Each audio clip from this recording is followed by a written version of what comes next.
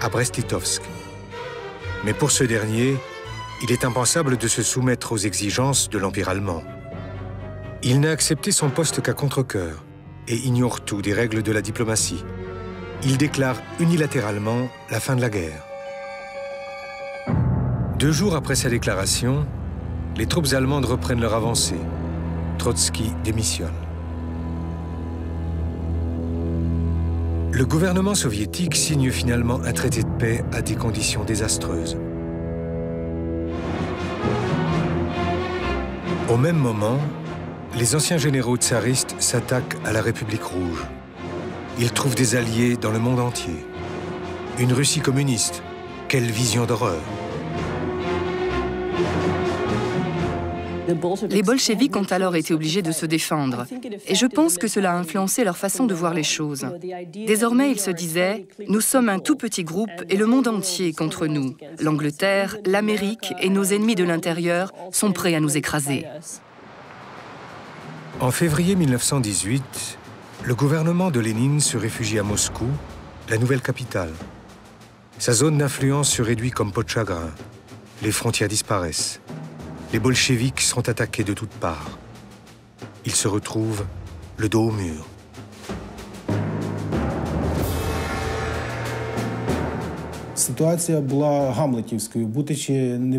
C'était une situation shakespearienne. Être ou ne pas être. De là est née l'idée de fonder l'armée rouge. Et c'est Trotsky qui devait la créer à partir de rien.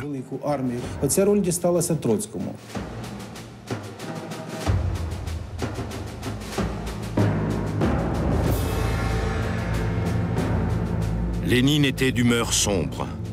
Nous n'avons qu'une bande d'imbéciles. Il ne nous croyait pas vraiment en mesure de mettre sur pied une armée. Je lui répondis, il faut former les troupes avec une discipline de fer et avec compétence. Très bien, dit Lénine, mais nous n'avons pas le temps.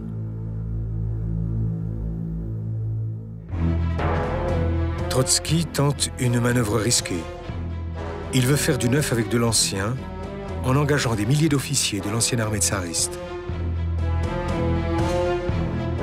Pour de nombreux militants du parti bolchevique, devoir obéir brusquement à un officier monarchiste, ça apparaissait comme quelque chose d'insupportable. Et une véritable opposition à cette politique s'est organisée à l'intérieur du parti bolchevique. Staline a été l'un des moteurs de cette opposition. Staline est jaloux de Trotsky, qui est le chef suprême des armées. Cela provoque des conflits incessants. Les critiques contre Trotsky se multiplient. Il n'y a toujours pas de victoire en vue.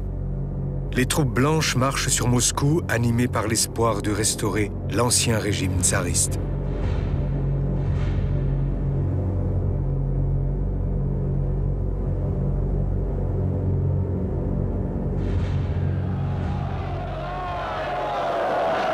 Des manifestations ont lieu pour le 50e anniversaire de Nicolas II. Beaucoup considèrent toujours le tsar comme leur petit père. Trotsky prévoit un grand procès-spectacle contre le monarque incarcéré. Il veut le présenter comme un criminel. Mais le 17 juillet, les Romanov sont exécutés à Yekaterinbourg. Trotsky apprend la décision de Lénine sur le front et la soutient. L'exécution de la famille du tsar était nécessaire, non seulement pour faire peur à l'ennemi, mais aussi pour secouer nos troupes. Nous allons ou à la victoire totale, ou à la défaite totale.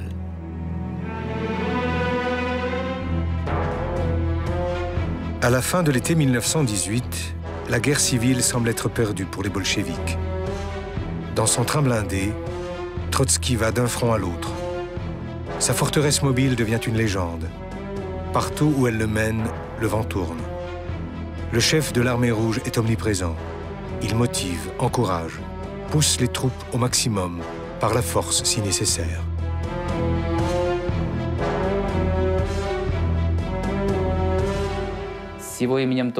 Son nom est lié aux fusillades d'otages et à une discipline des plus sévères dans ses propres troupes, à l'exécution de commandants qui auraient manifesté des signes de lâcheté ou, plus grave encore, qui seraient soupçonnés de traîtrise.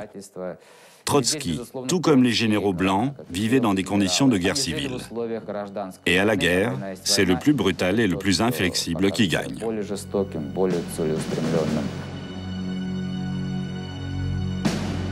La guerre civile russe est l'une des plus sanglantes du XXe siècle. De part et d'autre, la haine règne sans partage. Plus de 9 millions de personnes trouveront la mort. Des troupes blanches abattent des gardes rouges faits prisonniers. Un officier blanc empalé. Des commissaires rouges attachés à une croix et pendus. Un prêtre torturé à mort. La terreur blanche contre la terreur rouge. La terreur rouge a véritablement explosé, puisque en quelques semaines, c'est entre 10, peut-être 15 000 personnes qui sont exécutées sommairement, parfois jugées très rapidement par des tribunaux révolutionnaires, parfois tout simplement exécutées sans aucune forme de procès. Pour la propagande blanche, Trotsky est un assassin, un bourreau.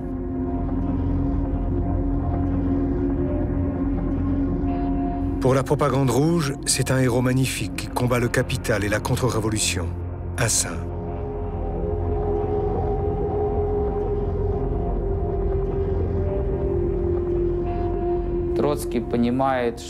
Trotsky comprend que ce ne sont pas le fer, la poudre et le plomb qui gagnent la guerre. La guerre se fait pour et dans les cerveaux des gens. L'importance qu'il attribue à la guerre psychologique est indéniable.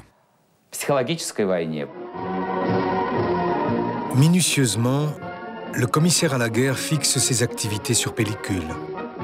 Des maîtres et des maîtres de films que Staline fera plus tard disparaître dans les archives secrètes et les coffres-forts.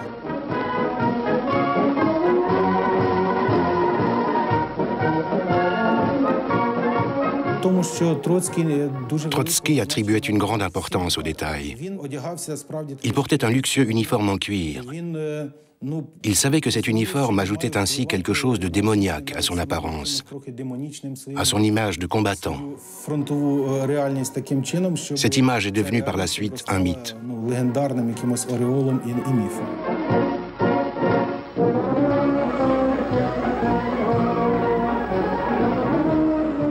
La guerre civile fait rage depuis près d'un an et son issue paraît encore incertaine. Pourtant, les plans stratégiques de Trotsky vont déjà bien au-delà de la Russie.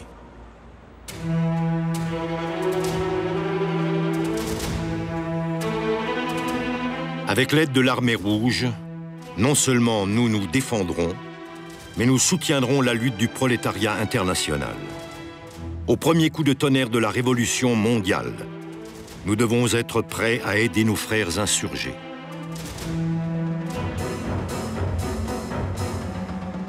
À la fin de la Première Guerre mondiale, en novembre 1918, les foyers de la Révolution s'embrassent de nouveau à Berlin, Munich, Vienne, Budapest. Mais c'est un feu de paille. Les révoltes locales sont réprimées brutalement. L'aide fraternelle promise par la Russie n'arrive pas, et chacun doit mobiliser toutes ses forces pour survivre.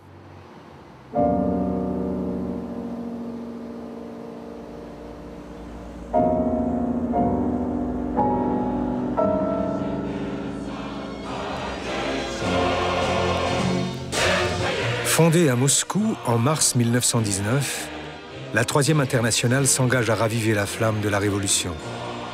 Trotsky revient spécialement du front.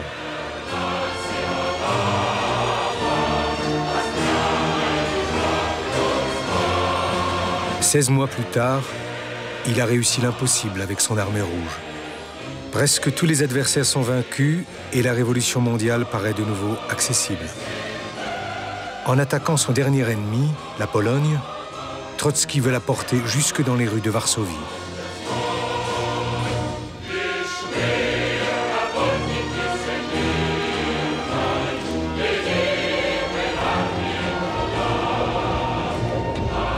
Mais ses rêves se brisent aux portes de la capitale polonaise. L'attaque échoue. Comme par le passé, Staline agit de son propre chef, en ignorant les ordres de ses supérieurs. Trotsky y voit la cause principale de leur défaite.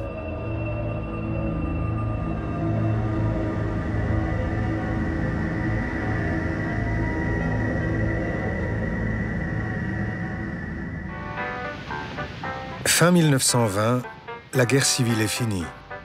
Un immense empire se retrouve sous le joug des bolcheviks, soutenu par 5 millions de soldats aux ordres de Trotsky. Le spectre du communisme plane sur le monde entier. Le fait de voir passer ces paysans juifs russes recrutés par l'armée rouge ne faisait qu'attiser la haine des adversaires. Le bolchevisme était présenté comme une prise de pouvoir des juifs au sein de l'Empire, et Trotsky en était évidemment l'emblème le plus visible.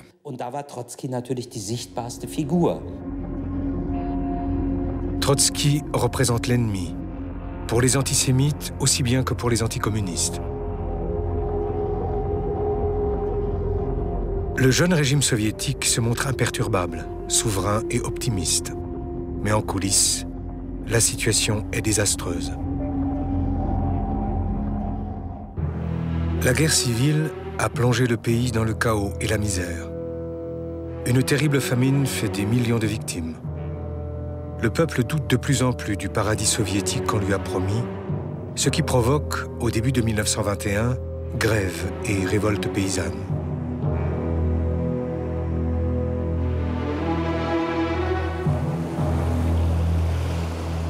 Même les anciens héros de la Révolution d'octobre, les marins de Kronstadt avec qui Trotsky avait pris le palais d'hiver, se révoltent.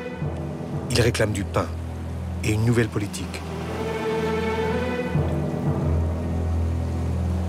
Il faut savoir que ce soulèvement a été perçu comme une menace mortelle par Lénine et par Trotsky, puisqu'au fond, pour la première fois, ce n'était plus à cette échelle-là, en tout cas, ce n'était plus les paysans qui se soulevaient, les marins de Kronstadt. Ils demandaient le communisme, mais sans les bolcheviks.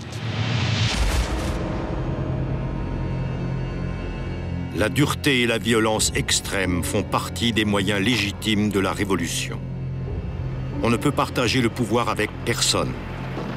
Si l'on reste à mi-chemin, la révolution est mort-née.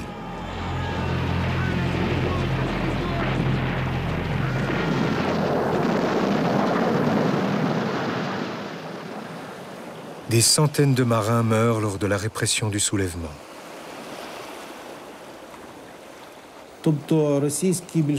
Les bolcheviks russes suivaient la voie des jacobins français, celle de la violence, du radicalisme, de la limitation de la démocratie, du triomphe d'une classe sur les autres.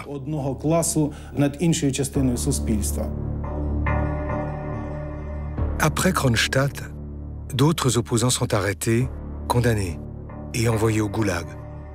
Ce sont les premiers procès-spectacles de l'histoire soviétique, mis en scène sous Lénine et Trotsky.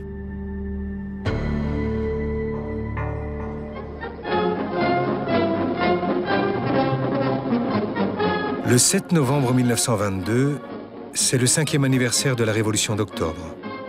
Trotsky préside les festivités sur la place Rouge. Au terme de négociations secrètes, il a été désigné pour remplacer Lénine, gravement malade depuis quelques mois. À présent, il est au sommet du pouvoir. Son plus grand adversaire, Staline, est encore à l'écart.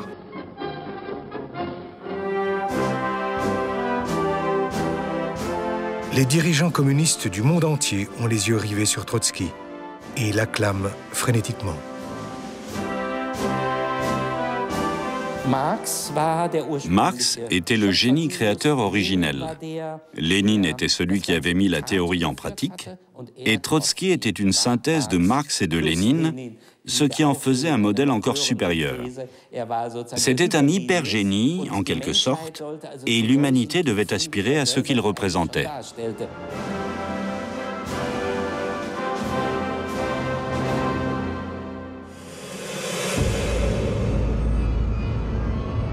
Mais déjà l'étoile de Trotsky pâlit.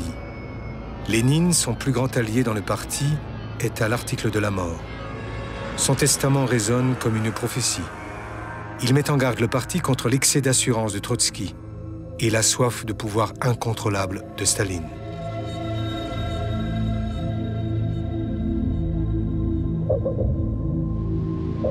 Derrière les murs du Kremlin, la lutte pour la succession de Lénine a commencé depuis longtemps. En octroyant postes et privilèges, Staline, le nouveau secrétaire général du parti, se crée peu à peu une cour de fidèles.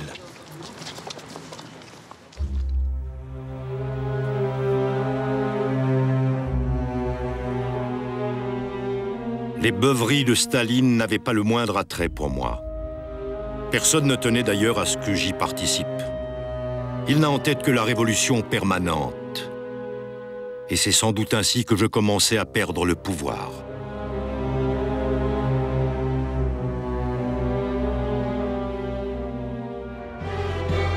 En octobre 1923, c'est l'affrontement au grand jour. Staline accuse Trotsky de vouloir diviser le parti pour en prendre la direction.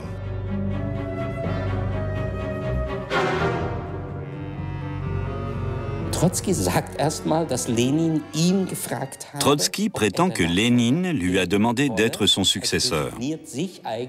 Il se présente donc comme celui à qui le pouvoir devrait revenir. Mais il ajoute « Moi, Trotsky, j'ai dit à Lénine qu'en tant que juif, je ne pouvais pas assumer ce rôle. » Et là, il dévoile sa faiblesse.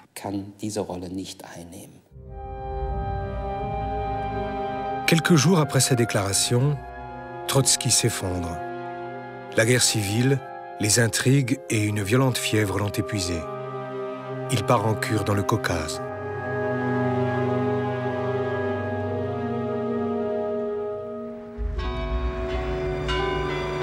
À la mort de Lénine en janvier 1924, Trotsky se trouve à des centaines de kilomètres de Moscou. Par télégramme, Staline lui communique une fausse date pour les funérailles. Il est donc le seul cadre du parti à ne pas y assister.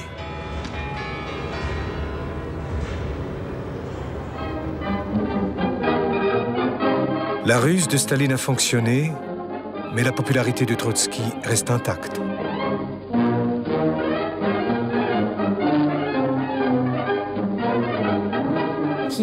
Il avait dirigé l'armée rouge. C'était un génie, un héros de guerre, ce qui n'était pas le cas de Staline. Son nom était connu en Union soviétique et dans le monde entier. Il était une grande menace pour Staline parce qu'il ne lui reconnaissait aucune légitimité à gouverner. Staline manœuvre habilement contre Trotsky. Il se présente comme un homme politique modéré et proclame l'avènement du socialisme dans un seul pays, l'Union soviétique, ce qui lui attire les faveurs de la majorité du parti. Trotsky, le défenseur inconditionnel de la révolution mondiale, tombe en disgrâce.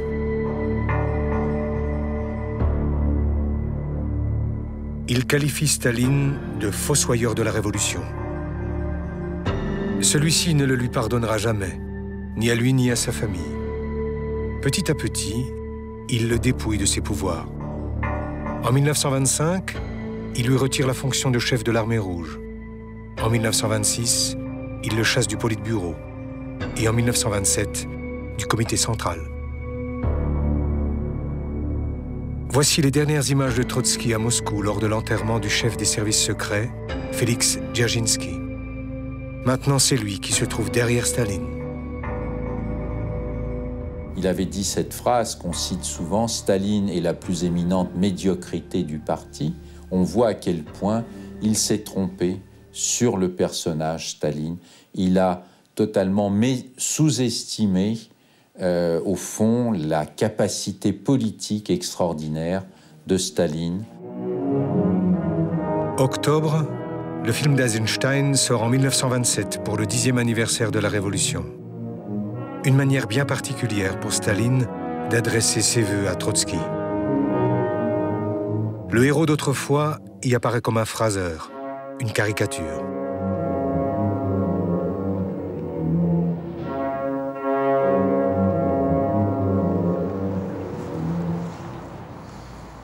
Quelques jours plus tard, Trotsky est exclu du parti, arrêté et de nouveau déporté, cette fois par son ancien camarade.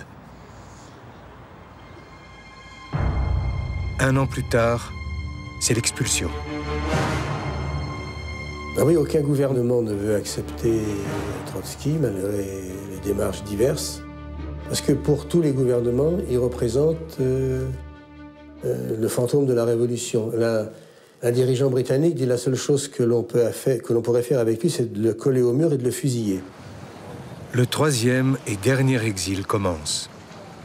La Turquie est le seul pays prêt à accueillir le révolutionnaire expulsé. Trotsky vit désormais en reclus, sur une petite île au large de Constantinople.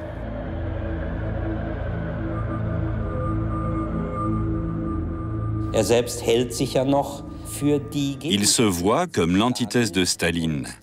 Et à ses yeux, son isolement sur l'île a quelque chose de napoléonien. Cela lui rappelle Napoléon à Sainte-Hélène.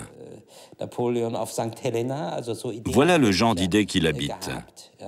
Il imagine son retour à la tête de troupes fidèles.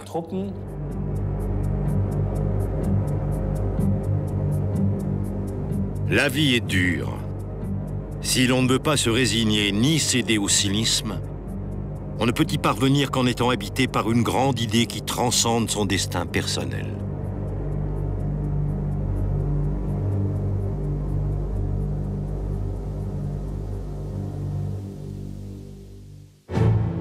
Dans son isolement politique, Trotsky a recours à son arme la plus puissante, le verbe.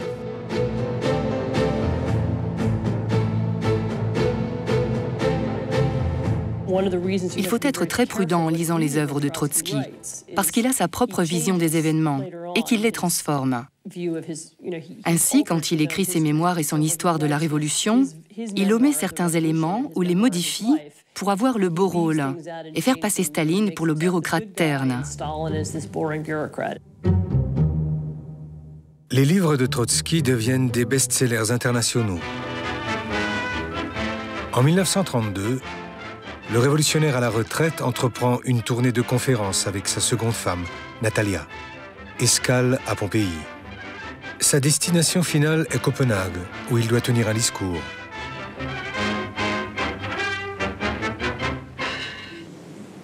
Trotsky est de nouveau dans son élément. Il parle devant un large public, en allemand. Das aus dem Mittelalter sich emporhebende Bauerntum kann seine eigene Wut nicht politisch verallgemeinern.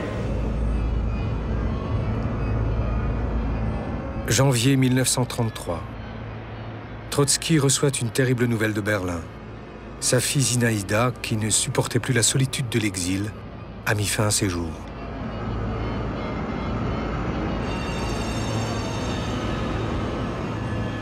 La mort de ma mère, son suicide, a été un coup très dur. Mon grand-père en a imputé la responsabilité à Staline, qui lui a retiré la nationalité russe et l'a empêché de rentrer au pays avec sa famille. Mon grand-père est resté cloîtré pendant plusieurs jours avec Natalia, sans manger. Et quand il est ressorti, il paraissait vieilli, avec des cheveux blancs.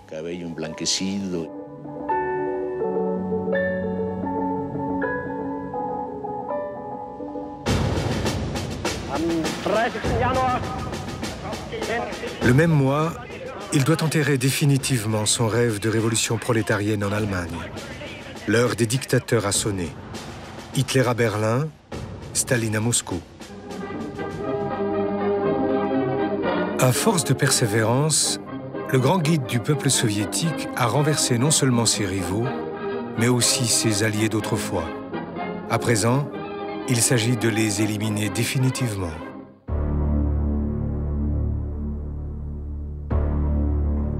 Les procès-spectacles commencent en 1936.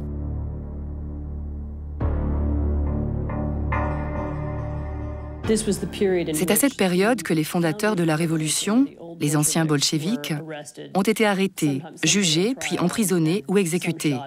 Avec cette purge, toute une génération a disparu. Et le pire des crimes était d'être trotskiste.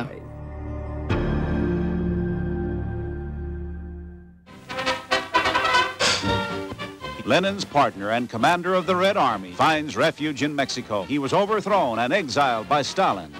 Forced from one country after another, Mexico invites him. Après leur odyssée à travers l'Europe, Trotsky et sa seconde femme Natalia s'installe chez le célèbre peintre Diego Rivera, grand admirateur du révolutionnaire russe. Un repos bien mérité après toutes ces années. Moment d'intimité. Trotsky tombe amoureux de la femme de son hôte, Frida Kahlo. Une brève liaison.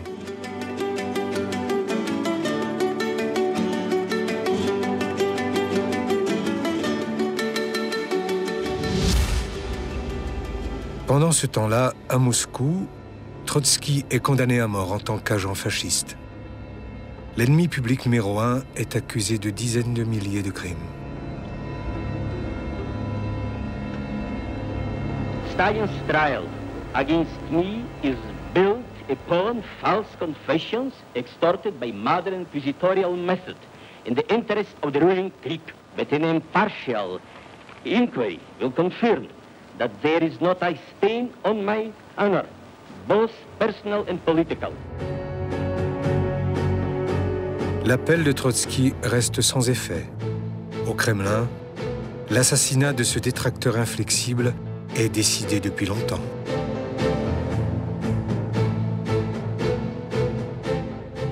En 1939, Trotsky s'installe à son nouveau domicile au 19 de la Calle Vienna, aménagé en place forte.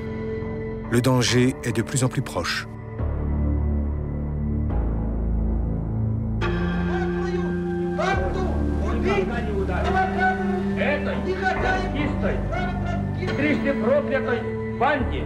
Может быть один приговор – расстрел. Фашистским собакам – собачья смерть. À cette période, tous les dissidents sont éliminés un à un dans une série d'attentats parfaitement orchestrés par les services secrets staliniens. Et l'étau se resserre de plus en plus sur Trotsky. Mais ce dernier ne mesure pas la gravité de la menace qui pèse sur lui. Il espère toujours que son fils cadet, arrêté 2 ans auparavant, est en vie.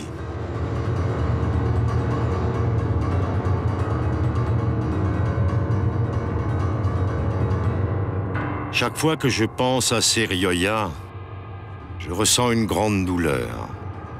Il nous a fait confiance. Et le résultat, c'est que nous l'avons sacrifié. C'est exactement cela. Ma mort sauverait peut-être sa vie. Mais à part Trotsky, sa seconde épouse et son petit-fils, plus aucun membre de la famille n'est en vie. En février 1940, Trotsky rédige son testament politique. Les services secrets de Staline, le GPU, ont placé leurs agents et collaborateurs à proximité de Trotsky. Dans la nuit du 23 au 24 mai, ils entrent dans sa maison. Je dormais tranquillement dans la pièce voisine et tout à coup, je me suis réveillé. Depuis le jardin, ils jetaient des bombes dans les chambres, y compris dans la mienne. Il y a eu une détonation et le feu a pris. Je suis sorti en pensant que la maison allait voler en éclats. Soudain, on a entendu la voix de mon grand-père, plein de vie. Il était euphorique, parce qu'il était sorti indemne de l'attentat.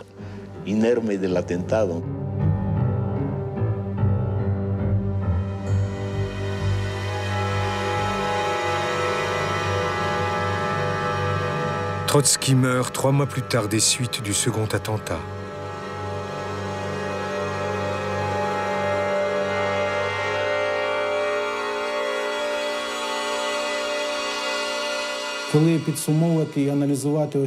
En analysant la fin de Trotsky, je pense qu'il est devenu la victime d'une machine qu'il avait construite lui-même.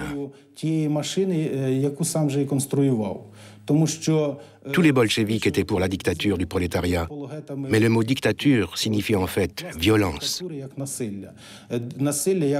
La violence comme méthode pour rendre les gens heureux. Je parle de Trotsky comme d'une victime, car il a construit lui-même l'arme qui allait le détruire. Des dizaines de milliers de personnes assistent à l'enterrement de Trotsky. Son meurtrier écope de la peine maximale au Mexique, 20 ans de prison. En Union soviétique, il est décoré de l'ordre de Lénine. Y aunque estamos ensayando con nuestra revolución, mucho susto te hemos dado, capitalista ladrón. Cárdenas siendo del pueblo. La révolution est le masque de la mort. La mort est le masque de la révolution. Heiner Müller. Se fajó bien los calzones.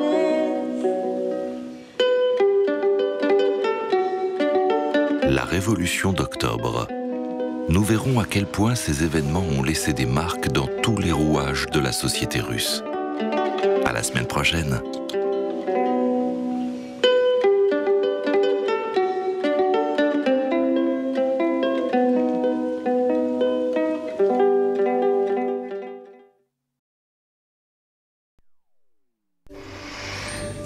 Ce programme vous a été présenté par le magazine Historia en duo avec Arte.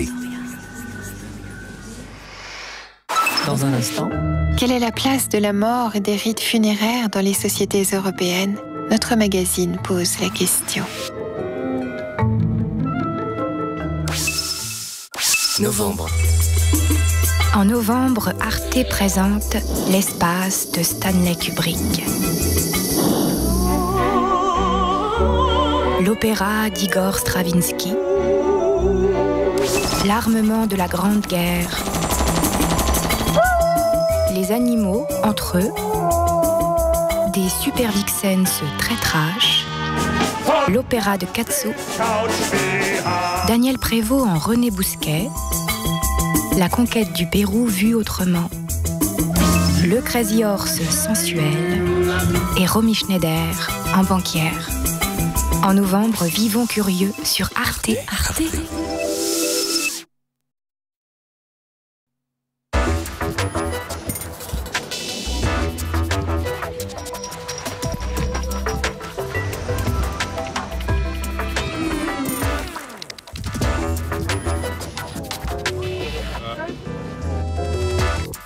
Et vous, vous aimeriez quoi après?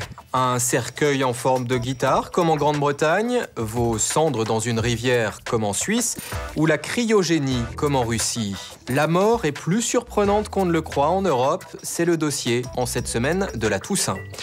Avant cela, les sans-papiers n'ont pas accès aux soins en Europe, c'est le coup de colère de Médecins du Monde, reportage auprès de bénévoles. Après le Grenelle de l'environnement, coup de projecteur sur l'un des aspects du réchauffement climatique, la fonte des glaciers. Nous suivrons un spécialiste dans les Alpes. Bienvenue dans Zoom Europa. L'organisation Médecins du Monde vient de publier une enquête sur l'accès aux soins pour les sans-papiers en Europe. En théorie, légalement, presque tous devraient bénéficier d'une couverture santé. En réalité, c'est vrai pour moins d'un quart d'entre eux.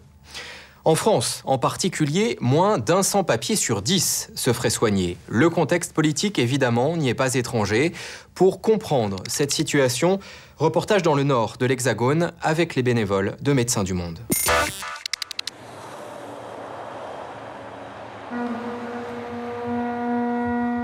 Dunkerque, le port industriel. Chaque jour, containers et camions transitent à destination de l'Angleterre. Dans la zone portuaire, des dizaines de migrants tentent leur chance pour embarquer sur les bateaux. Depuis 2 ans, Médecins du Monde a mis en place une équipe de bénévoles pour prodiguer des soins aux clandestins. Le docteur Xavier Paillard fait partie de cette équipe mobile. Il connaît bien les sans-papiers. Alors là, vous avez des petites zones boisées où ils peuvent se cacher pendant la nuit. Avec une toile et un ciré, on arrive à dormir à peu près, quoi. Ici, les bénévoles viennent chaque semaine à la rencontre des migrants. Au fil du temps, ils ont gagné leur confiance. Ah bah voilà, regardez. Aujourd'hui, ce sont des hommes jeunes, irakiens ou afghans, qui tentent de rejoindre l'Angleterre. Certains sont là depuis quelques semaines, d'autres sont arrivés en France il y a plus de 6 mois.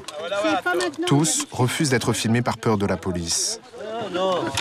Après la distribution d'un repas chaud, la consultation commence.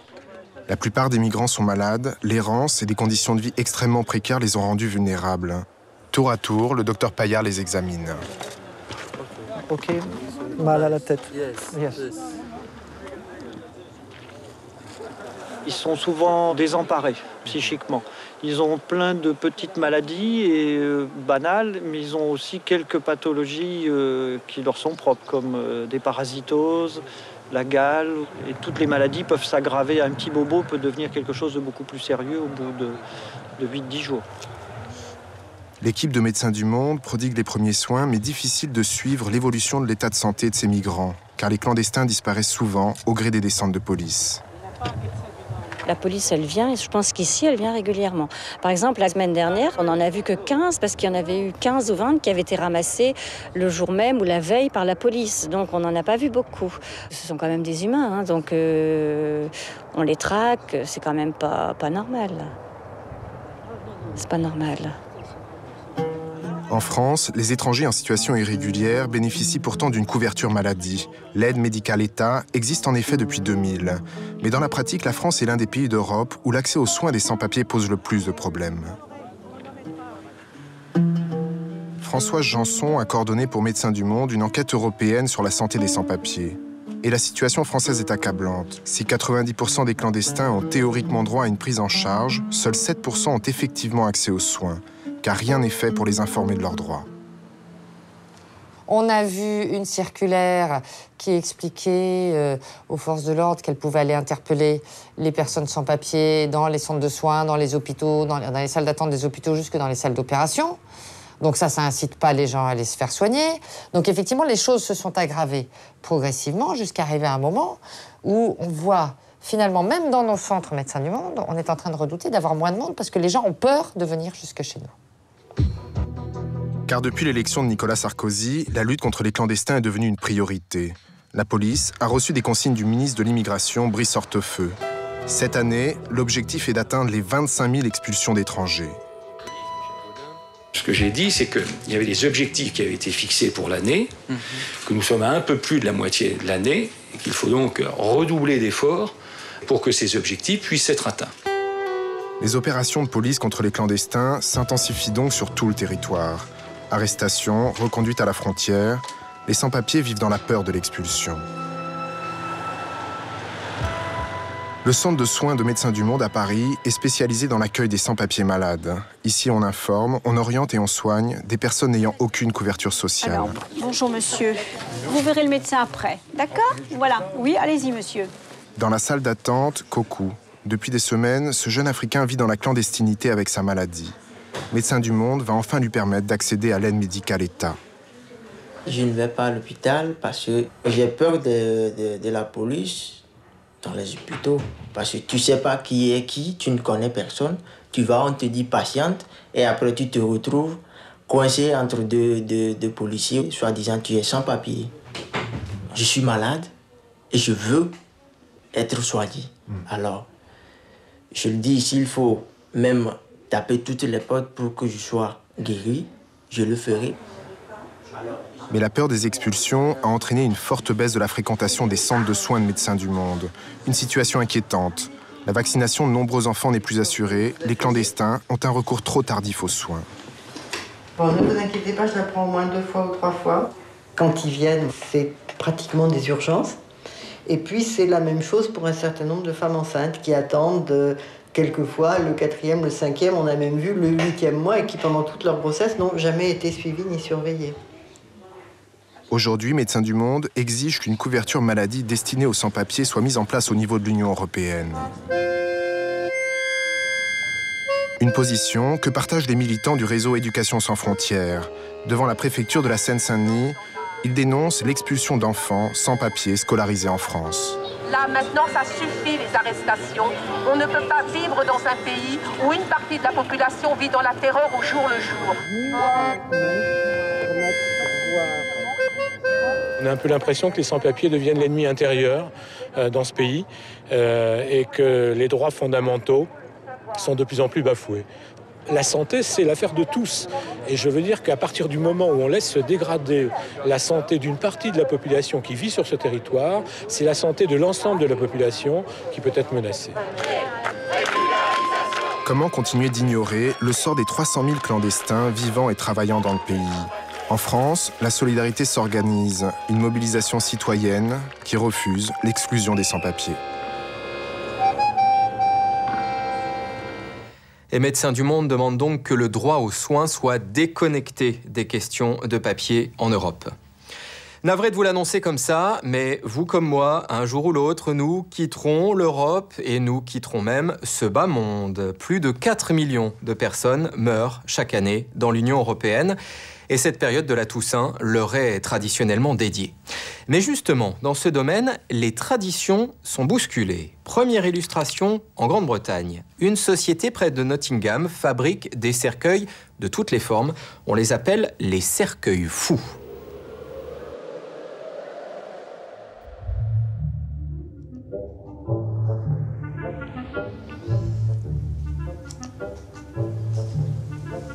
À 77 ans, Brian est un retraité en pleine forme. Pour ce rendez-vous un peu spécial, il n'a pas hésité à faire un long déplacement entre Manchester et Nottingham. Bonjour. Bonjour Brian. David Cranton ne dirige pas une fabrique de meubles, le bois est pourtant l'un de ses outils de travail. David est croque-mort depuis plus de 30 ans, sa spécialité le cercueil sur mesure. Bon bah voici votre wagon. Ah oui, je le reconnais. Je pense que je l'aurais reconnu, je l'ai en photo. Ça a été fait à votre taille. Vous serez allongé là-dedans. Pour son ultime voyage, Brian a commandé une réplique d'un wagon de l'Orient Express. Porte, fenêtre, toit, tout y est. Reste à choisir la couleur. Fantastique. Merveilleux. Je l'ai choisi parce que ma femme et moi avons voyagé dans ce célèbre train durant les dernières années de notre vie. C'est quand même l'Orient Express. Alors je me suis dit, bon, pourquoi ne pas partir dans un wagon dans lequel j'ai tant aimé voyager de mon vivant? Ici, il va y avoir les initiales de l'Orient Express et là, terminus.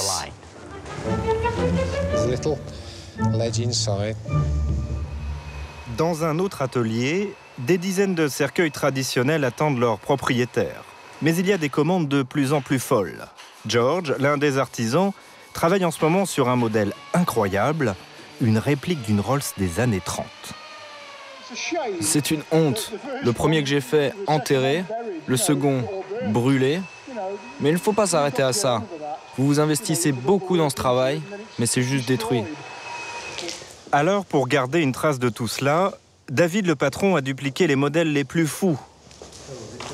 De véritables œuvres d'art.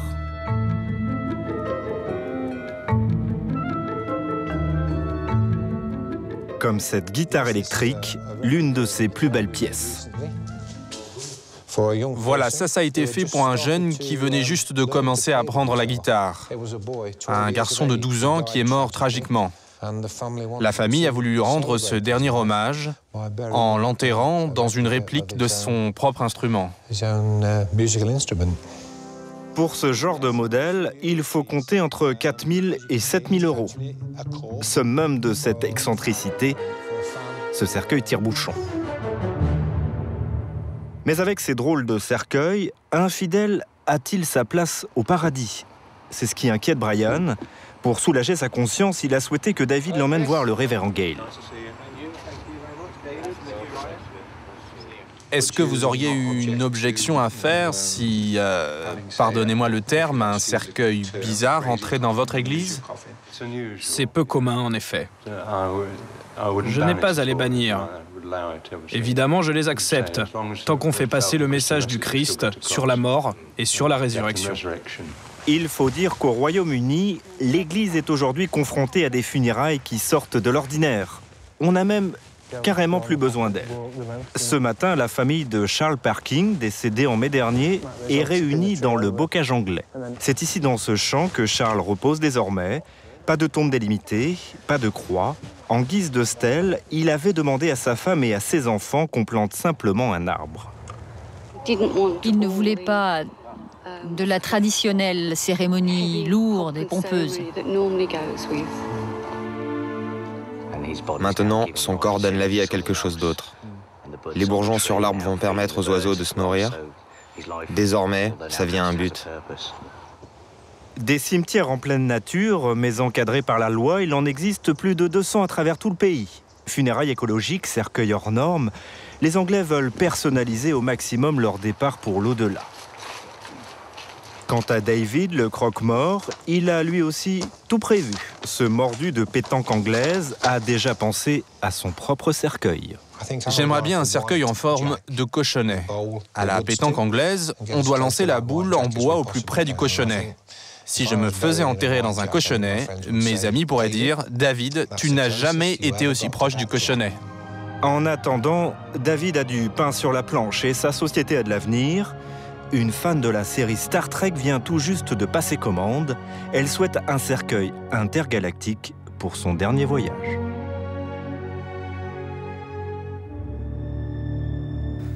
Et en Grande-Bretagne, les 3/4 des funérailles, quel que soit le cercueil, sont des crémations.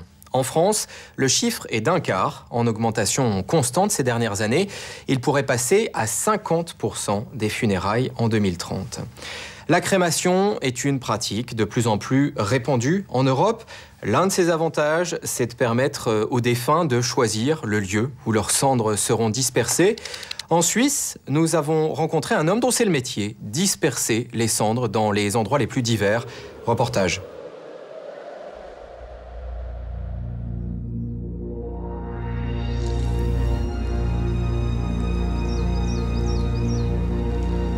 C'est une forêt perchée dans les montagnes suisses, comme sortie d'un conte. Mais cet homme solitaire ne se promène pas. Dietmar Kappel est un chef d'entreprise allemand installé en Suisse. Ce sycomore viendra ombrager la tombe qu'il creuse pour un compatriote. Dietmar Kappel n'est pas un entrepreneur de pompes funèbres comme les autres. Une fois par mois environ, il monte enterrer les cendres de disparus dans le havre d'éternité établi sur ses terres, dans le Valais. Souvent, les familles n'assistent même pas à l'inhumation. Soit ils n'ont pas de parents, soit leur famille est aussi éloignée géographiquement qu'affectivement et ne ressent pas le besoin de participer aux obsèques. Parfois, il y a des problèmes au sein de la famille. Ça peut être des problèmes de date. Souvent, les membres de la famille viennent plus tard, quand ils arrivent à trouver une date commune pour venir voir la sépulture. En quelques minutes, la cérémonie est terminée. L'arbre est déjà planté sur les cendres du défunt. À défaut de service funèbre, la famille aura au moins une photo de cette sépulture en pleine nature. Les mentalités changent actuellement. Beaucoup de gens ne veulent plus être enterrés dans un cimetière.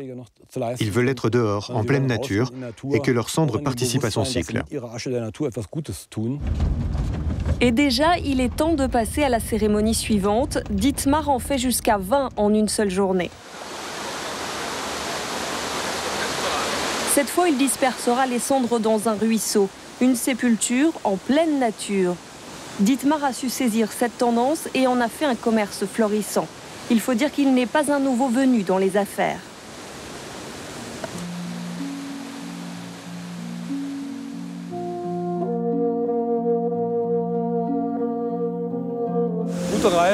Bon voyage vers la vie éternelle, Théodore Burnau.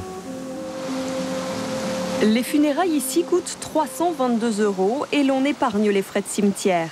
Une bonne affaire pour les familles, mais aussi un soulagement.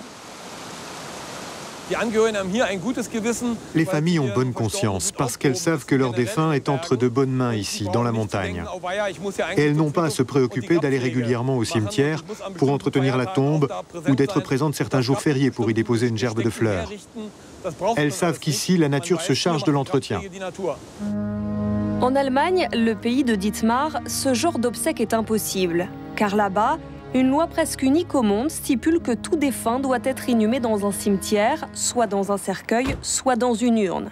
Mais si le défunt a choisi d'être inhumé à l'étranger, comme ici en Suisse, il existe un moyen de contourner cette loi et de se faire remettre ses cendres. Une astuce dont Dietmar profite. Les urnes venues d'Allemagne arrivent par la poste, directement depuis le crématorium. Pour la préposée, ce sont des colis comme les autres. Oui, on est habitué. Ça fait quand même quelques années maintenant que M. Capellet reçoit des urnes. Mais c'est vrai que quand j'ai su que c'était des urnes, j'avais été un peu choquée. Dietmar Kapell traite environ 80 décès par mois et ce chiffre augmente sans cesse. Le tourisme funéraire a de beaux jours devant lui entre l'Allemagne et la Suisse. Normalement, il n'y a pas de problème d'expédition ni de douane, car les urnes sont exemptées de taxes. C'est écrit sur cet autocollant de la douane de Bâle.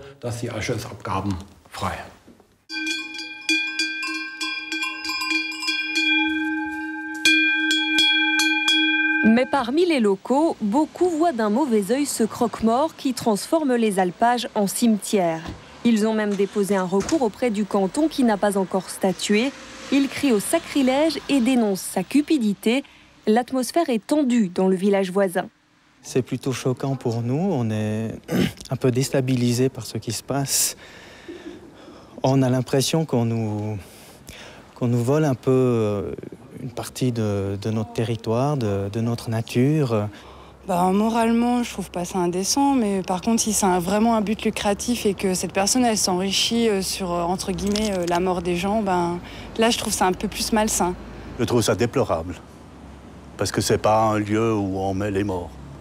En pleine nature, il y a des lieux qui sont faits pour les cimetières, mais pas en pleine nature. Andrea Brem, au contraire, s'en réjouit. Elle a perdu sa sœur et enterré ses cendres ici. Une démarche très symbolique pour elle. Ça n'a rien à voir avec un cimetière. Les morts ont encore une certaine liberté ici, même s'ils ne vivent plus sur Terre. Ils ne sont pas enfermés. Andrea revient une fois par an. Sa sœur a exprimé de son vivant le désir d'être inhumée en pleine nature, face aux montagnes.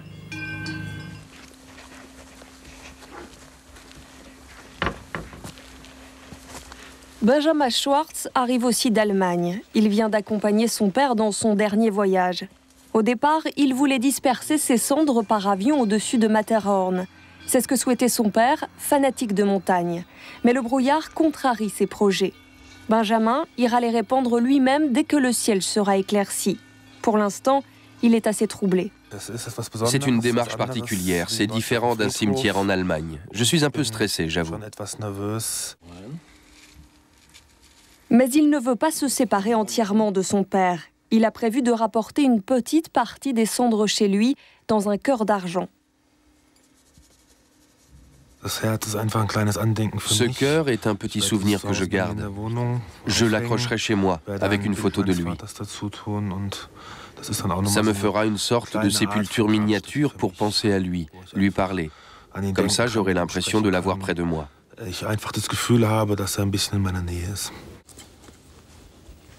Une dernière inhumation pour aujourd'hui, anonyme cette fois encore, sans croix ni couronne.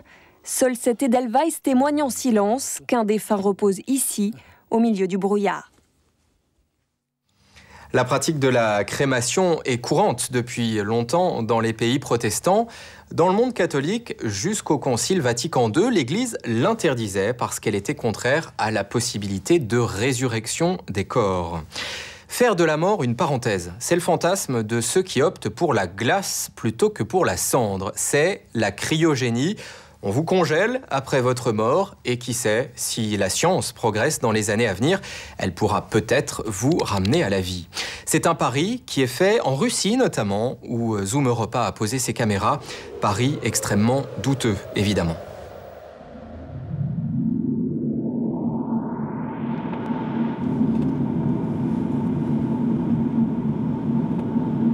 Le village d'Alabuchevo est à 2 heures de voiture de Moscou, une localité reculée où s'est installée une entreprise un peu bizarre. La société Cryorusse congèle des cadavres et des organes humains. Le directeur vante les avantages de la cryogénie, une technique qui consiste à conserver des organes et des organismes à des températures extrêmement basses dans l'espoir d'une future réanimation. La cryogénie est notre unique chance de prolonger la vie au-delà de la mort. On peut se demander si Alexei Potapov croit vraiment à ce qu'il raconte. En tout cas, il veille sur ses patients, ceux qu'il appelle les morts congelés, parfois réduits à certains organes. Ici reposent 2 de nos patients. Uniquement leur cerveau, en fait. Nous les avons conservés à l'aide de la cryogénie. Cryorus conserve également des cadavres entiers. Mais Alexei Potapov refuse de dire où ils sont. Pour lui, ce qui est décisif dans la vie future, c'est le cerveau. Dans le fond du conteneur, il y a 2 cerveaux, conservés à basse température dans l'azote liquide.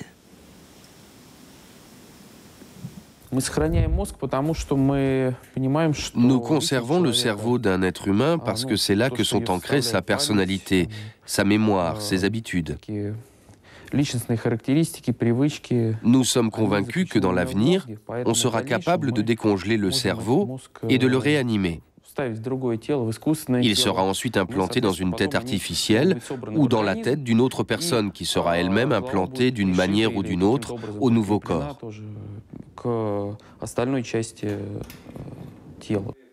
Ce qui permettra une sorte de résurrection, estime Alexei Potapov. Un défi au bon sens, mais qui fascine les partisans de la cryogénie dans le monde entier. Ils sont de plus en plus nombreux à ne pas vouloir accepter la mort et à espérer qu'ils pourront ressusciter un jour. Une affaire juteuse pour les sociétés comme Cryorus. La congélation d'un cerveau coûte 10 000 $. Pour le corps entier, il faut compter 30 000 $. Pas étonnant qu'Alexei Potapov promette la lune à ses clients. Nous envisageons la possibilité de passer à l'avenir de la conservation à la réanimation. À ce moment-là, la médecine aura fait assez de progrès pour guérir la maladie qui est à l'origine de la mort du patient. En plus de cela, on sera capable de rajeunir le patient. Si le patient est mort à un âge avancé, il serait insensé de le ressusciter à l'état de vieillard. Danil Fedorenko habite dans un immeuble de la banlieue de Saint-Pétersbourg. Ce physicien de 25 ans a fait congeler le cerveau de sa grand-mère. De son vivant, Lydia Fedorenko était mathématicienne, obsédée par l'idée de l'immortalité. Son vœu le plus cher a toujours été de ressusciter un jour. Elle a chargé son petit-fils d'exécuter ses dernières volontés. Elle voulait être intégralement congelée. Mais lorsqu'elle est morte il y a 3 ans, ce n'était pas encore légal en Russie. J'ai pu au moins sauver l'organe le plus important, son cerveau. À l'avenir, on pourra certainement cloner les autres parties du corps, telles que les mains ou les jambes. Mais le cerveau, c'est la psyché de ma grand-mère. Là où sont toutes les informations, là où se trouve son âme. C'est pourquoi je me devais de sauver le cerveau de ma grand-mère pour qu'un jour, elle ait la possibilité de revivre. En Russie, la cryoconservation après la mort est légale. Actuellement, 6 Russes ont fait usage de cette possibilité. Pourtant, les juristes sont réservés, car aucune loi ne part du principe que la vie est éternelle. Qui va contrôler que les dernières volontés du défunt sont bien respectées? Un jour ou l'autre, l'exécuteur testamentaire mourra ainsi que les descendants du défunt. On ne sait pas non plus ce qui se passera si la société avec qui les contrats ont été conclus disparaît et qu'il n'y a pas de successeur. Qui exécutera alors les obligations fixées dans le contrat par le client? Un être humain qui veut ressusciter un jour? Pour les scientifiques qui font de la recherche sur la cryotechnique, la cryogénie, c'est-à-dire la congélation en vue de la réanimation, est une absurdité. La cryobiologie, par contre, existe depuis longtemps. À dose mesurée, la cryothérapie utilise le froid à des fins thérapeutiques, en dermatologie par exemple, ou pour renforcer les défenses immunitaires. Une brève exposition à basse température en chambre froide réduit les processus inflammatoires, soulage les crampes et augmente la mobilité des articulations. Mais la congélation des morts, elle, est absurde du point de vue médical et douteuse du point de vue éthique. Admettons que quelqu'un se fasse réellement réanimer dans 100 ans. Il aura perdu tous ses contacts avec les personnes de son époque, tous les gens avec lesquels il voulait continuer à vivre. Cela peut causer un traumatisme psychique grave. Cet acte médical est éthiquement douteux et absurde. De plus, les experts estiment que selon l'état actuel de la science, la congélation d'un corps humain endommage irrémédiablement tous les organes. Chaque organe devrait être congelé séparément pour éviter une destruction massive due à la croissance des cristaux de glace qui apparaissent inévitablement durant le refroidissement. Étant donné que les cristaux de glace sont des corps étrangers, ils provoquent des lésions au niveau des structures cellulaires. Alexei Potapov, lui, fait la sourde oreille aux réserves des scientifiques. Aujourd'hui, la société cryo-russe fait de bonnes affaires, c'est la seule chose qui compte. Elle a fait fabriquer un conteneur de cryoconservation de très grande taille pour un client particulièrement riche. Tous les contrats sont conclus et signés. Encore un qui refuse de tourner la page. Ceux qui ont trouvé le moyen de rire et de profiter de la mort, ce sont bien sûr les gamins qui font du porte-à-porte pour gagner des bonbons le soir d'Halloween. L'engouement pour cette fête est retombé en Europe. Vous l'aurez remarqué cette semaine encore, de moins en moins de magasins affichent en vitrine les citrouilles, sorcières et autres squelettes. Et pourtant, à l'origine, Halloween est bel et bien une fête européenne. Démonstration.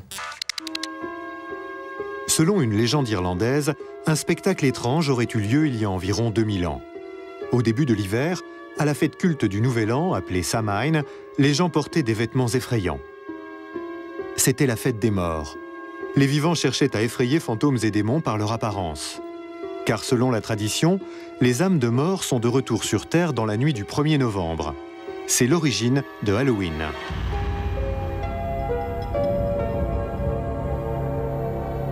Au IXe siècle, le pape s'inquiète de cette coutume. À la fête païenne, il oppose une commémoration chrétienne des morts, la Toussaint. Halloween survit malgré tout.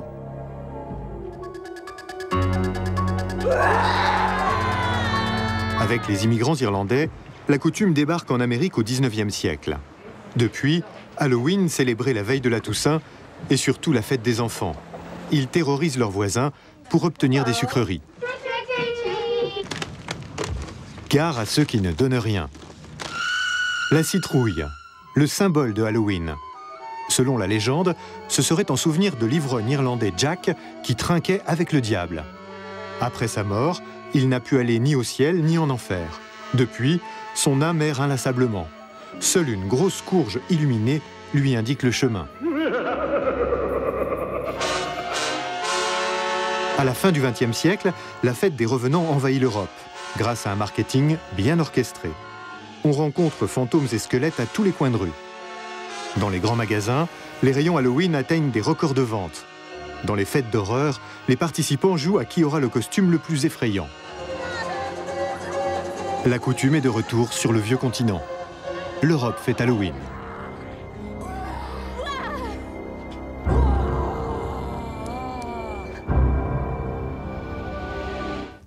Il y a une semaine exactement, se tenait en France le rendez-vous politique le plus médiatisé depuis la rentrée, le Grenelle de l'environnement. En Europe, la montagne souffre de plus en plus du réchauffement climatique. Selon la dernière étude sur le sujet, en Suisse, les glaciers ont fondu de 40% par rapport à 1850. Et le phénomène s'accélère depuis les années 90. Nous avons suivi un spécialiste en Suisse. Le constat qu'il dresse est alarmant. Au pays des glaciers et des cimes immaculées, les fortes chaleurs des derniers étés ont creusé de terribles saignées dans l'éblouissante blancheur des sommets de 4000 mètres. Le glaciologue Benedikt Schneider observe depuis des années déjà le recul des géants alpins. Et ce, jusqu'au niveau des glaces éternelles qui protègent les masses montagneuses comme une carapace. Or, si cette carapace fond, la montagne s'éboule. Benedikt Schneider décèle et enregistre les transformations. Bien des versants qu'il escaladait avec insouciance il y a peu ne sont plus fiables aujourd'hui. Je ne monterai plus là-haut. Avant, il y a 30 ans, on grimpait partout. Mais aujourd'hui, je ne me risquerai plus sur n'importe quel versant. Les lacs de glaciers sont imprévisibles. L'eau de la fonte des neiges peut vite les transformer en de redoutables torrents d'eau et de glace. Les conséquences du réchauffement climatique. Bénédicte Schneider se dévoue entièrement à sa cause. Il a la charge de 16 glaciers classés zone à risque dans le canton du Valais. Mais il est bien conscient des limites de son action. Si le climat change, c'est la nature qui décidera de la suite. L'homme ne peut pas dompter la nature. Quand on parle de dompter la montagne, c'est juste une façon de parler. La montagne ne se laisse jamais dompter. C'est elle qui dompte les hommes. L'ambition du glaciologue se limite donc à éviter certains dangers. Sur son conseil, les autorités ont stabilisé la zone de glissement du glacier de Gruben pour plusieurs millions de francs suisses et protégé ainsi les habitants de la vallée. Certes, ces mesures ponctuelles réduisent les risques, mais cela reste un combat de David contre Goliath. Ça n'a pas de sens de vouloir soumettre la nature en consolidant tout, surtout dans les grandes zones de glissement. C'est impossible. Techniquement, nous n'avons aucune chance. Nous aurons beau tendre des filets, poser des armatures, faire des injections et Dieu sait quoi encore, ce ne sera jamais sûr à 100%.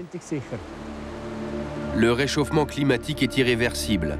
Bénédicte Schneider en est convaincu, tout autant que de la responsabilité de l'homme. Il connaît ces montagnes depuis son enfance. Pour lui, la fonte des glaciers est plus qu'un phénomène naturel. Ça me fait très mal, ce qui se passe là. C'est purement psychologique, bien sûr, mais j'ai toujours vécu avec ces glaciers. J'y suis habitué. On se connaît si bien, eux et moi.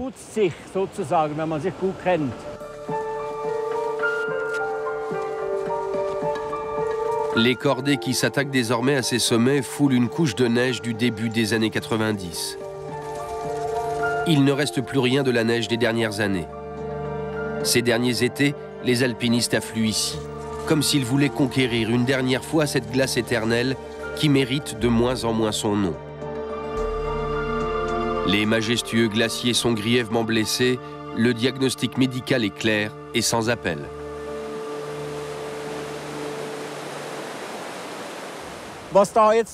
Les chutes de neige en hiver ne compenseront jamais tout ce qui s'écoule ici. Ça représente une perte de masse considérable.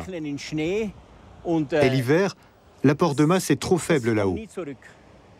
Le glacier n'a pas de quoi s'alimenter suffisamment.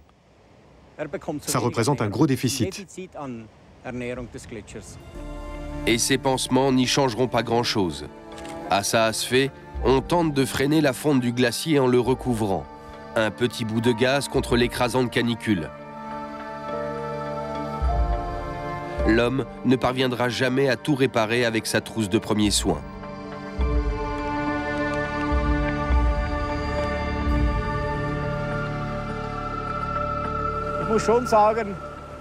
Ce n'est pas une mince affaire d'escalader tous ces glaciers. Je me fais vieux et eux, non seulement ils ne viennent pas à ma rencontre, mais ils ne cessent de s'éloigner. Je n'arrête pas de vieillir, et eux de reculer. Dans 3-4 ans, j'arrêterai, je crois. Mais d'ici là, il continuera à se rendre au chevet de ces glaciers, d'observer et d'analyser leur état de santé. Et aussi d'expliquer sans relâche qu'il faut protéger la nature et la respecter. Et que même si la nature se transforme sous l'influence de l'homme, au bout du compte, c'est elle qui aura le dernier mot. Allez, comme chaque semaine, un regard en photo sur l'actualité et la vie en Europe. C'est Zoom Avant, en collaboration avec l'agence France Presse. À Istanbul, les nationalistes soupçonnent les Kurdes dans le sud de la Turquie de vouloir prendre leur autonomie. Ils manifestent pour que l'armée intervienne.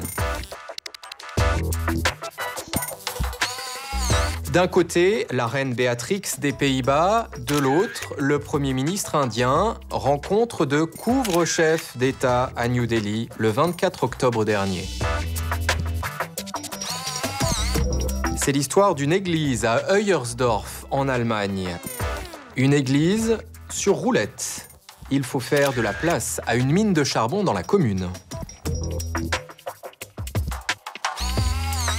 C'est l'histoire d'un militaire à Grabov, en Allemagne, un militaire À Épuisette, ils chassent le vison. 10 000 ont été libérés d'un élevage par une main mystérieuse. Allez, après ces photos de roulettes et d'épuisettes, restons dans le léger. Comment provoquer des rencontres entre les eurocrates de Bruxelles ? Les députés, les fonctionnaires de la Commission européenne, les lobbyistes et autres journalistes envoyés à Bruxelles se sentent parfois très seuls. Beaucoup ne sont pas belges, ils ne sont là que pour quelques années. Bref, c'est la déprime. Alors un spécialiste en relations publiques organise tous les mois une soirée. On y parle business, Europe et plus, si affinité. C'est le speed dating à l'européenne. Si vous recevez une invitation à une soirée de Frank Schwalba-Haut, surtout gardez-la précieusement. Le grand stratège européen de la communication choisit personnellement chacun de ses invités. Il veut favoriser les contacts. Mais pour ceux qui arrivent ensemble, il n'est pas question d'échapper à la règle de conduite numéro 1. Ce soir, il y a une chose à éviter. Vous ne devez pas vous asseoir à la même table. Pas besoin de précision, ici chacun sait ce qui l'attend. Je connais Frank personnellement. C'est le numéro 1 pour les relations publiques. Je suis très heureuse d'être ici ce soir. Le contact n'est pas un simple échange de cartes de visite. La soirée est l'occasion de rencontrer des gens intéressants. C'est une sorte de rencontre avec gong et changement de partenaire, mais au plan économique. Je suis curieuse de voir ce qui va se passer. L'organisateur a envoyé 4000 courriels pour 60 réponses positives. C'est normal à Bruxelles. Ici, ce qui fait courir les gens, c'est le travail. Voyage d'affaires, réception, dîner d'affaires ou travail de nuit au bureau. C'est pour cela que je me suis dit, pourquoi pas sortir les gens de leur vie ordinaire le temps d'une soirée dans un restaurant, sans partenaire de travail, sans compagnon de vie. C'est relativement facile.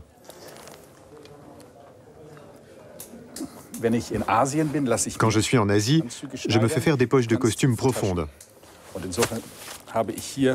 J'ai donc en poche la liste des 1000 femmes clés de Bruxelles, suivie de la liste des 1000 hommes clés. C'est la base de mes invitations. Qu'est-ce qui fait l'importance d'une personne? Si je la trouve sympa et intéressante, ou si elle est à la recherche d'un travail. L'organisateur fait les présentations. Parmi les participants, diplomates, scientifiques, lobbyistes, journalistes et stagiaires. Il a un mot chaleureux pour chacun, pas seulement pour l'eurodéputée slovaque et chanteuse d'opéra. Myriam Lexman. Elle joue au hockey sur glace, uniquement avec des hommes. C'est une hockeyeuse incroyablement résistante. Mais vous devriez entendre sa voix. Incroyable, très romantique. Moi, je croyais que je n'obtiendrais jamais le bac. Mais il y a parmi nous quelqu'un qui l'a eu à 16 ans et qui a quitté la fac à 19 ans, avec les félicitations du jury.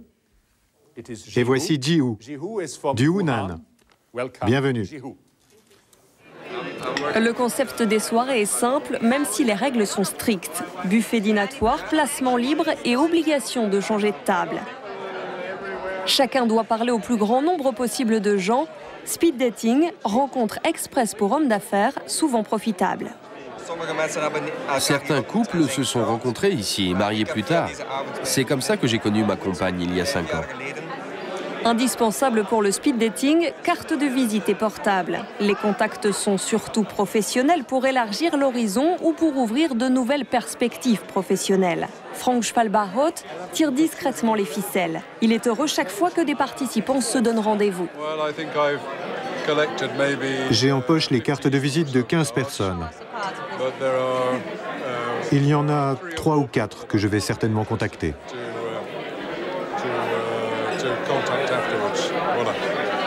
Je trouve cela très intéressant. Différentes langues, différentes personnalités, différentes professions. Vraiment très intéressant.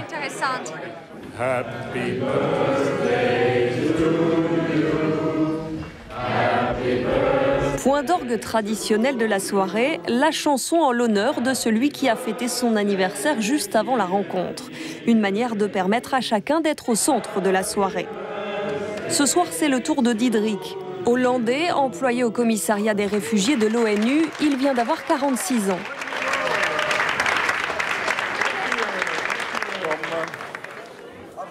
Chacun se sert une part du gâteau d'anniversaire. Diederik est très fier. C'est toujours sympa de souffler les bougies d'anniversaire. Cela fait des années que je viens à ces soirées et le gâteau d'anniversaire était toujours pour les autres. Je suis content que ce soit mon tour cette fois-ci. Pour ceux qui n'ont pas dit superbe soirée et les autres qui n'ont rien dit du tout, l'impression est peut-être différente. La soirée mensuelle de Frank Schwalba-Haut est une bourse au contact d'un type particulier, une distraction bienvenue pour les heureux élus à Bruxelles où tout tourne autour de la politique.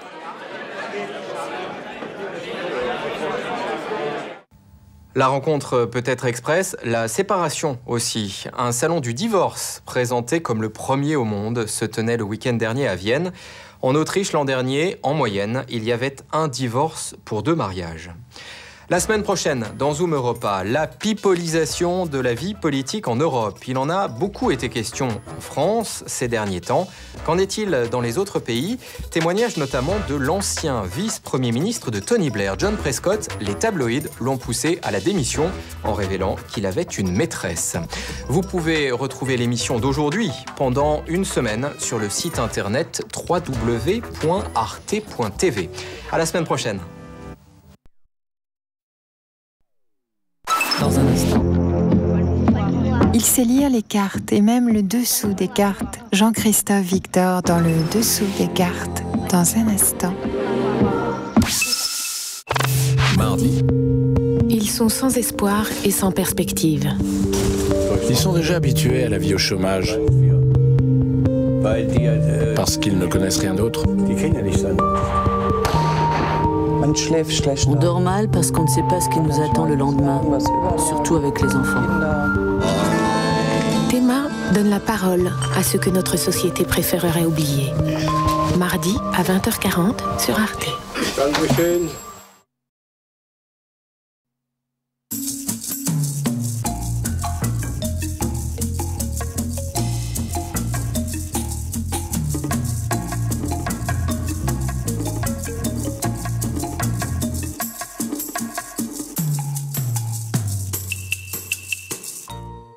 Le dessous des cartes va consacrer plusieurs numéros au continent africain. Alors ces numéros ne vont pas nécessairement se suivre comme une série, mais ils ont pour ambition tout au long de l'année de sortir des généralisations répétées, décennie après décennie, sur l'Afrique, pauvre, malade, en guerre, hors de la mondialisation, mais tout de même exotique, noire et touristique. Alors tous ces clichés, évidemment, finissent par rendre aveugle sur les évolutions de ce continent. Donc, premier chapitre de cette déconstruction, les cartes de base du continent. Contrairement à l'Europe ou à l'Asie, les contours du continent africain sont simples. Il est délimité par les océans Atlantique à l'ouest, océan Indien à l'est, la mer Méditerranée au nord, avec 3 points de passage plus étroits entre les masses continentales voisines, le détroit de Gibraltar entre Europe et Afrique, le canal de Suez, ouvert en 1869, et le détroit de Bab el-Mandeb, entre Afrique et péninsule arabique. On peut donc parler d'une Afrique aux limites marquées. Je trouve que cette vision purement géographique manque de nuances. L'Afrique s'articule à d'autres parties du monde en fonction de son histoire, l'immigration ancienne ou de l'économie actuelle. La géographie physique seule n'autorise pas toutes les déductions. Par exemple, Maurice, Seychelles, Madagascar, proches de l'Afrique, mais ouvrant sur l'océan Indien, sont autant asiatiques qu'africaines dans la composition de leur population. Pour Maurice, avec sa population indienne, chinoise, européenne, ses succès économiques, l'île est autant tournée vers l'Afrique que vers le reste du monde. L'Afrique du Sud est en Afrique australe, mais avec là aussi une économie très mondialisée. Donc parler de l'Afrique comme une unité, un bloc, est une absurdité méthodologique. Il faut toujours préciser quelle Afrique. Parce que d'abord, on a au moins 4 grands types de climats qui divisent ce continent, induisant évidemment des cultures, des comportements humains et économiques tout à fait différents. Climat et végétation méditerranéen que l'on trouve un peu sur les côtes d'Afrique du Nord et tout à fait au sud, dans la région du Cap, en Afrique du Sud, d'où l'agriculture liée à ce climat de type méditerranéen. Le plus grand désert au monde se trouve en Afrique, c'est le Sahara. Al-Sahara, cela veut dire désert en arabe, et il fait 5000 km d'est en ouest, 2000 km du nord au sud. Et si on y ajoute le désert de Namib, au sud, près de 30% de la superficie du continent est couverte par des zones désertiques ou semi-désertiques. On trouve ensuite un climat tropical sec qui donne de la steppe et des savanes, puis à mesure que l'on se rapproche de l'équateur, un climat tropical humide, avec une grosse saison des pluies. Cette zone équatoriale est couverte de forêts denses, à l'exception de l'Afrique de l'Est, qui est moins arrosée, ce qui fait que certains États très étendus du nord au sud, comme le Nigeria ou le Soudan, connaissent en fait plusieurs types de ces climats sur leur sol. Maintenant, regardons les peuples d'Afrique. Alors c'est impossible à cette échelle de placer tous les peuples vivants sur ce continent, mais schématiquement, on peut repérer les grandes aires ethno-linguistiques. On trouve d'abord la famille nigéro-congolaise, à l'ouest et au centre de l'Afrique. Les langues bantoues occupent tout le sud du continent, à l'exception des langues khoisan en Afrique du Sud-Ouest et des langues malayo-polynésiennes à Madagascar. Au nord et à l'est, on trouve les langues nilo-sahariennes et enfin, du Maghreb à la Corne de l'Afrique, les langues afro-asiatiques, avec notamment l'arabe, qui est présent depuis le 7e siècle, le berbère et les langues couchitiques à l'est. Soit au total quelques 1500 langues sur le continent et les îles adjacentes. Alors maintenant, comment se distribuent les principales influences religieuses? On a sur tout ce continent des croyances animistes avec tout le fond de culture et de pratique que cela suppose. Et l'animisme prévalait largement avant la pénétration de la chrétienté et celle de l'islam. La limite sud de l'islam majoritaire est à peu près la limite nord de la forêt équatoriale. Et si aujourd'hui les religions investissent un peu plus les pratiques sociales, on verra dans un autre dessous des cartes que les conflits qui existent ne sont pas sur des fondements religieux, mais ils sont liés à la conquête des pouvoirs. Bien, maintenant sur ce fond de géographie physique, géographie humaine et religieuse, posons ce qui vient bien plus tardivement, c'est-à-dire les frontières politiques actuelles. Les frontières que vous voyez là n'ont pratiquement pas bougé depuis la fin de l'époque coloniale. Dans les années 60, quand les puissances européennes ont été chassées hors du continent par le mouvement de décolonisation, il avait été convenu que le principe de ce qu'on appelle uti possedetis serait appliqué, c'est-à-dire là où je suis, je reste. On ne change rien aux frontières, aux tracés définis entre les métropoles européennes lors du congrès de Berlin consacré à l'Afrique en 1884-85. Et lors du sommet de l'OUA, c'est-à-dire l'Organisation de l'Unité africaine, en 1964, est réaffirmé ce principe de l'intangibilité des frontières héritées de la colonisation.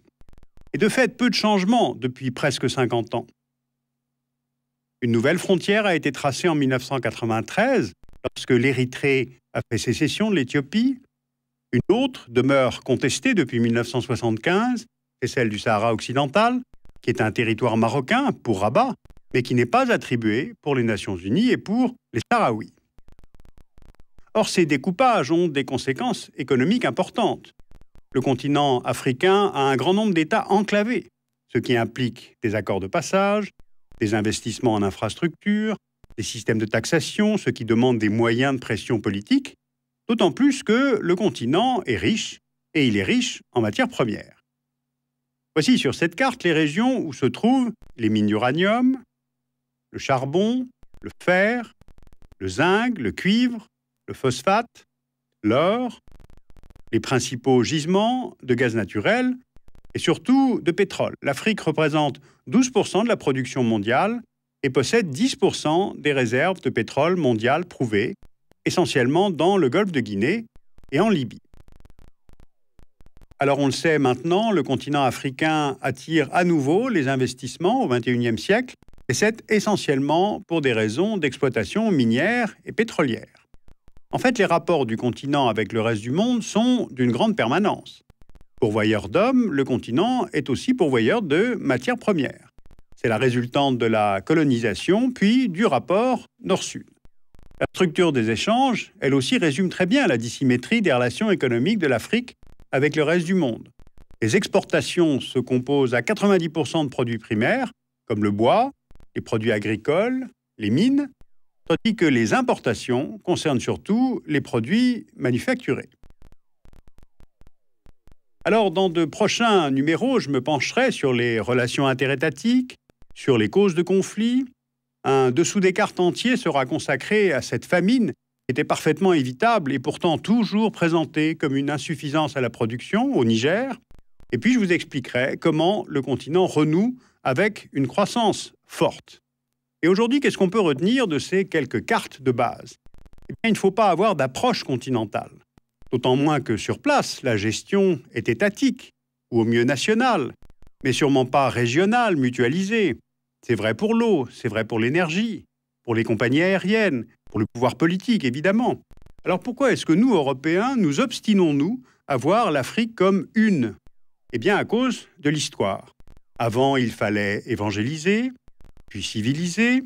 Ensuite, il a fallu développer. Aujourd'hui, on veut aider, on veut protéger. Et finalement, l'homme blanc ne voit que ce qu'il sait. L'Afrique doit être pauvre, en guerre, affamée, noire, exotique.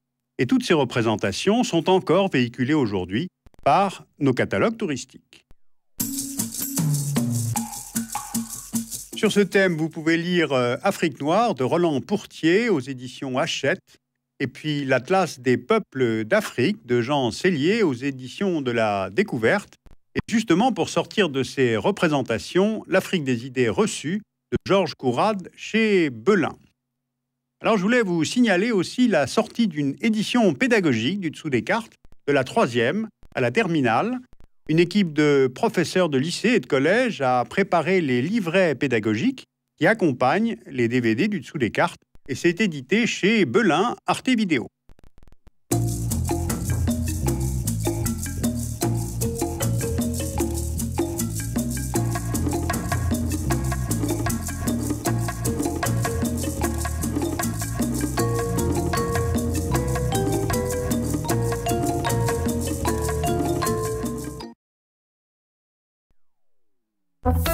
Votre nuit sur Arte.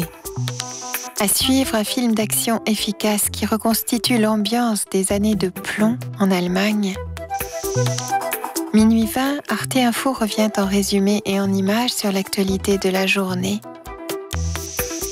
Minuit 40, court-circuit, ce sont des rencontres, de l'actualité et des courts-métrages.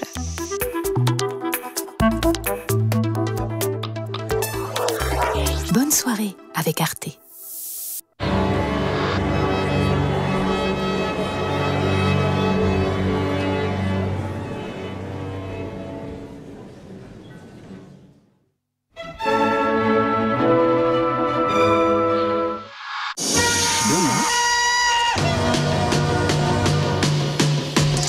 Ils ont été formés pour tuer.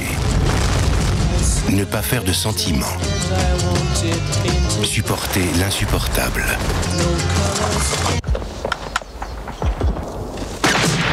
Full Metal Jacket de Kubrick.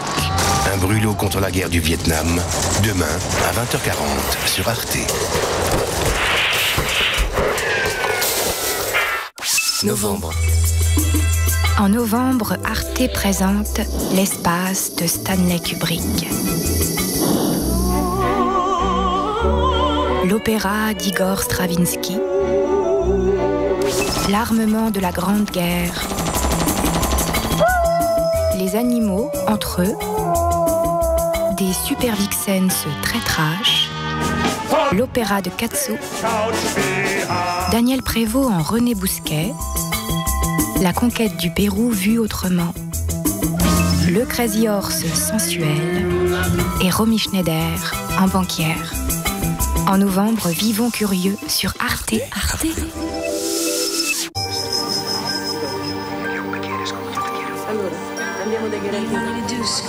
Mort en prison, Andreas Bader fut l'ennemi public numéro 1 en Allemagne de l'Ouest. Un film, tout de suite.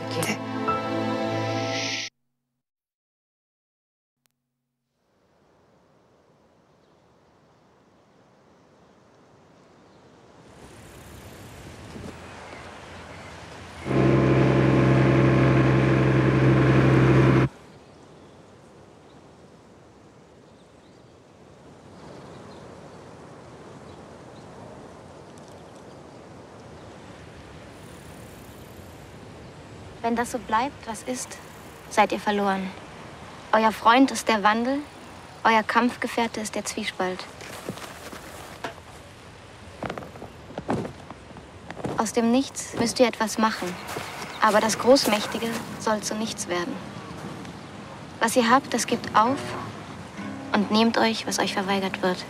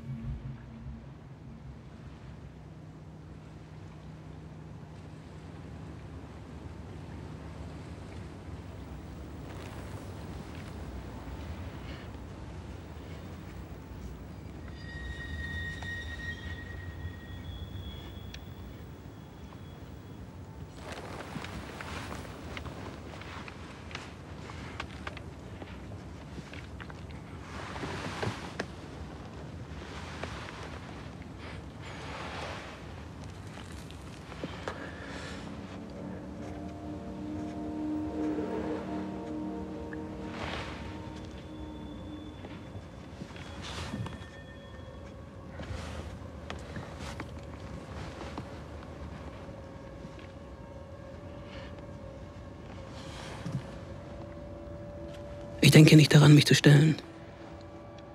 Die Bullen werden so lange im Finstern tappen, bis sie sich gezwungen sehen, die politische in eine militärische Situation umzuwandeln. Kein Gefangener aus der RAF hat bis jetzt ausgesagt. Erfolgsmeldungen über uns können nur heißen, verhaftet oder tot. Der Kampf hat erst begonnen.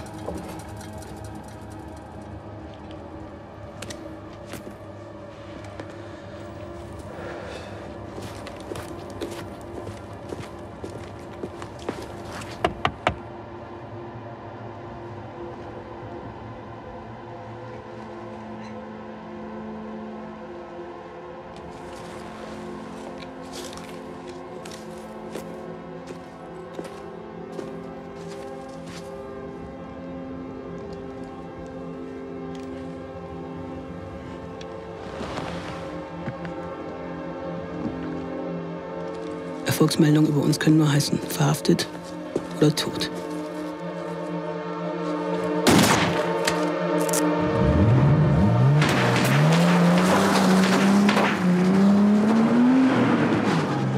In den Abendstunden kam es in Köln-Rheinhafen zu einem Schusswechsel zwischen dem gesuchten RAF-Terroristen Andreas Baader und der Polizei. Baader eröffnete das Feuer auf einen Beamten während einer Fahrzeugkontrolle und konnte daraufhin fliehen.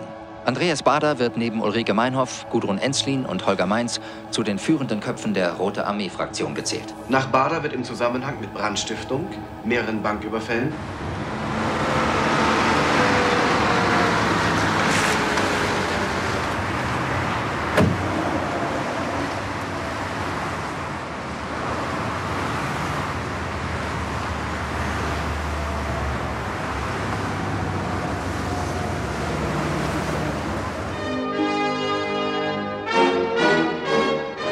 Nach Bader wird im Zusammenhang mit Brandstiftung, mehreren Banküberfällen, Autodiebstahl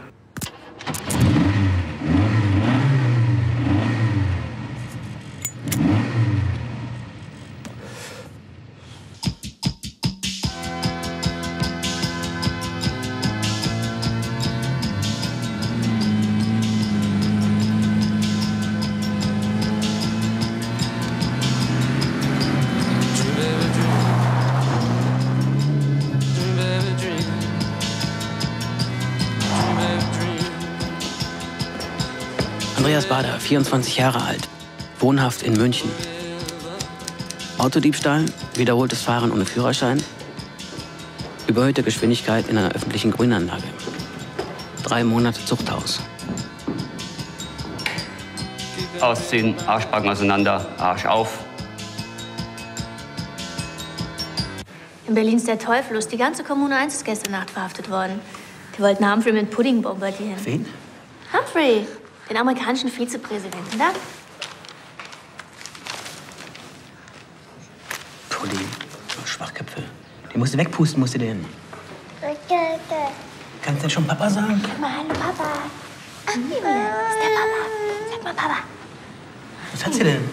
Nix, sie ist halt ein Kind. Ey, Jule, bist du ein Kind? Sag mal, haut die Bullen platt wie Stullen. Haut die Bullen platt wie Stullen. Der Genosse Wiener hat eine Reifenpanne gehabt und verspätet sich etwas.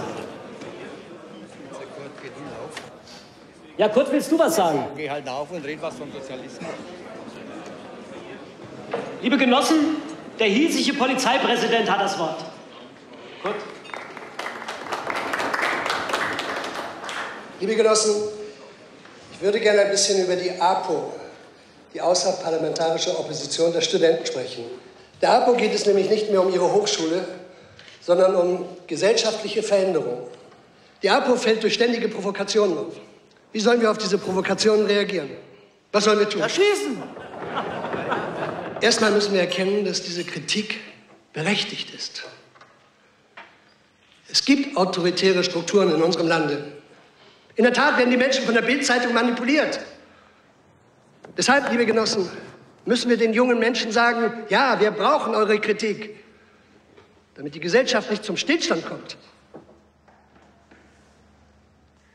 Aber wir müssen auch sagen, Gewalt, nein.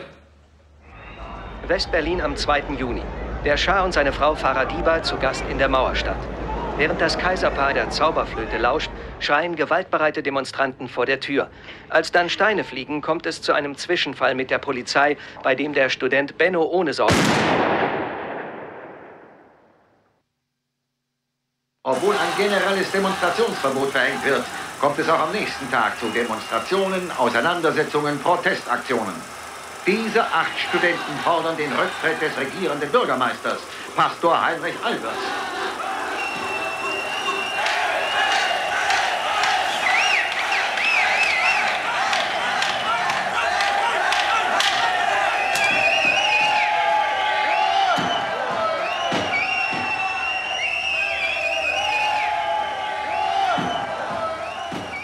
Mit Symbolen kommst du nicht weit. Es muss verdammt nochmal auf die Fresse geben. Du kannst nicht einfach ein Haus in die Luft sprengen. Daneben die Gedächtniskirche. Ach, Unsinn. Bei einem Anschlag auf eine Kirche können Unschuldige zu Schaden kommen. Das steht total im Widerspruch. Dann bemalt weiter eure Bettlaken.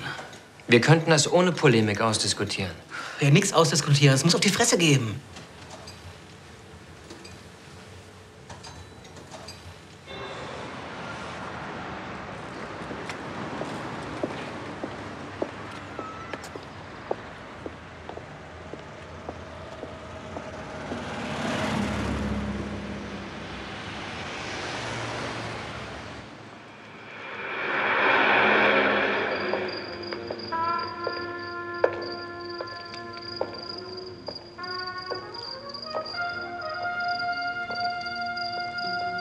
Ich habe Cameron umgebracht. Warum sagst du mir das? Weil ich dich liebe.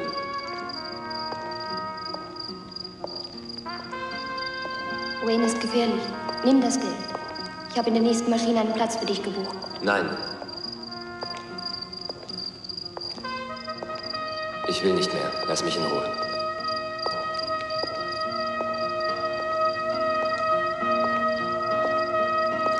Hier,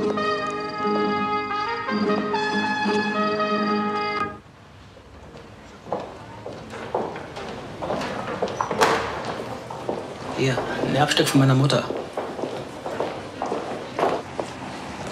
Das vorhin, das war mein Mann. Wir haben ein Kind, das ist 3 Monate alt. Ich habe auch ein Mädchen. Julia, die wird 2. Ist sie bei dir? Bei der Mutter. Und, stehst du noch auf die Mutter? Ey, was wird denn das jetzt? Ist ja gut, sei nicht so verklemmt. Bin ich verklemmt? Klar, ein bisschen schon. Nee, gar nicht, null. Doch, ein bisschen bist du schon verklemmt. Nee. Glaubst du, unsere Kinder leben in einer gerechteren Welt? Klar. Weil wir der Welt so lange auf die Fresse hauen, bis sie verstanden hat, dass der Wille zur Freiheit stärker ist als der Wille zur Unterdrückung. Toll. Ja, das ist toll. Du bist toll.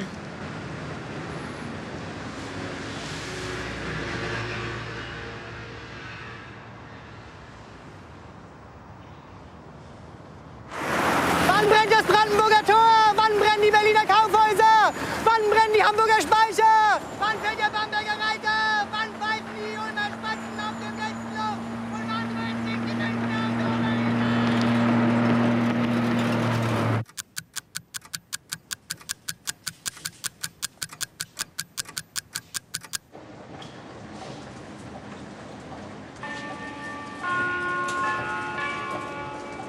Sehr verehrte Kunden, unser Kaufhaus schließt in wenigen Minuten. Bitte danken uns für...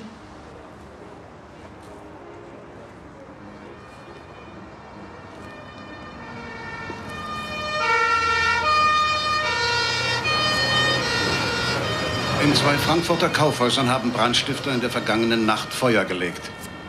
Der Schaden wird auf 1,2 Millionen Mark geschätzt. Sachverständige fanden in den Trümmern die Reste von Sprengsätzen, mit denen die Brände ausgelöst worden waren. Die Aktion war ein Schlag ins Wasser. In der Öffentlichkeit ist alles ruhig geblieben. Der Sozialistische Studentenbund, der ohnehin zu einem lahmen Verein versackt ist, hat sich von der Tat distanziert.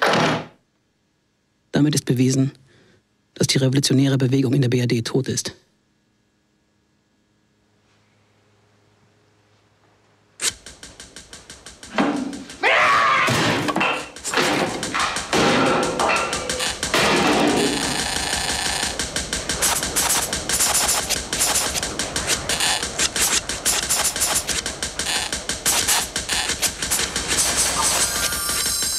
Am 11. April schießt der 24-jährige Anstreicher Josef Bachmann auf Rudi Dutschke. In der Tasche hat er einen Ausschnitt aus der rechtsradikalen Deutschen Nationalzeitung, auf dem steht: Stoppt Dutschke jetzt, sonst gibt es Bürgerkrieg.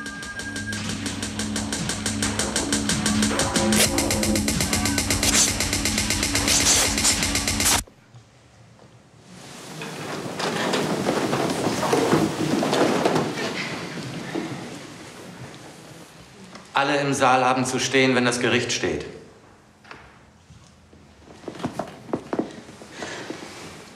Ferner fordere ich die Angeklagten auf, ihre volle Geisteskraft der Lösung der sich in diesem Prozess stellenden Aufgabe zuzuwenden.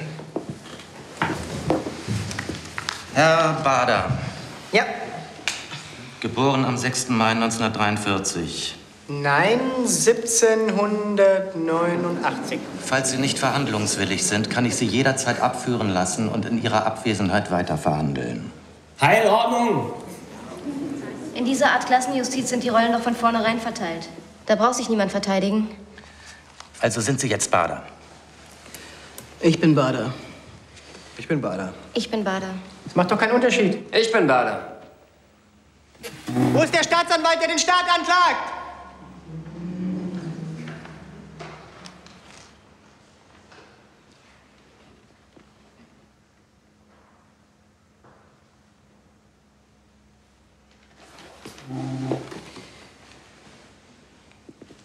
Ich gebe zu, am 2. April nach Ladenschluss in einem altdeutschen Schrank im Kaufhaus Schneider eine Tasche gelegt zu haben, in der eine Maschine war.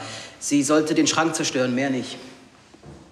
Im Einverständnis mit Andreas Bader will ich was erklären. Er und ich haben es im Kaufhaus Schneider getan, keiner der anderen war es. Wir wollten keine Menschen gefährden, sondern Sachen beschädigen, um gegen die Gleichgültigkeit zu protestieren, mit der die Menschen dem Völkermord in Vietnam zusehen. Wir haben gelernt, dass Reden ohne Handeln Unrecht ist. Wenn die Revolution nicht von oben kommt, ist sie uns von unten gewiss. Ich muss gehen, ich habe einen Termin auf dem Maurerreferat. Also, bis heute Abend. Ich bin der Anwalt Wagner und ich würde Ihnen empfehlen, jegliche Anwendung von Gewalt zu umgehen.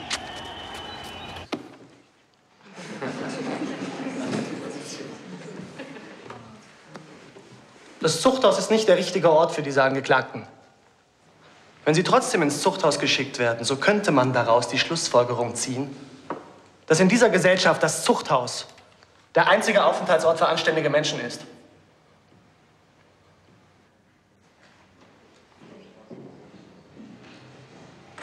Ich werde mich niemals damit abfinden, dass man nichts tut. Ich habe den Richtern gesagt, ich weiß, warum sie sagen, man kann nichts tun, weil sie nichts tun wollen.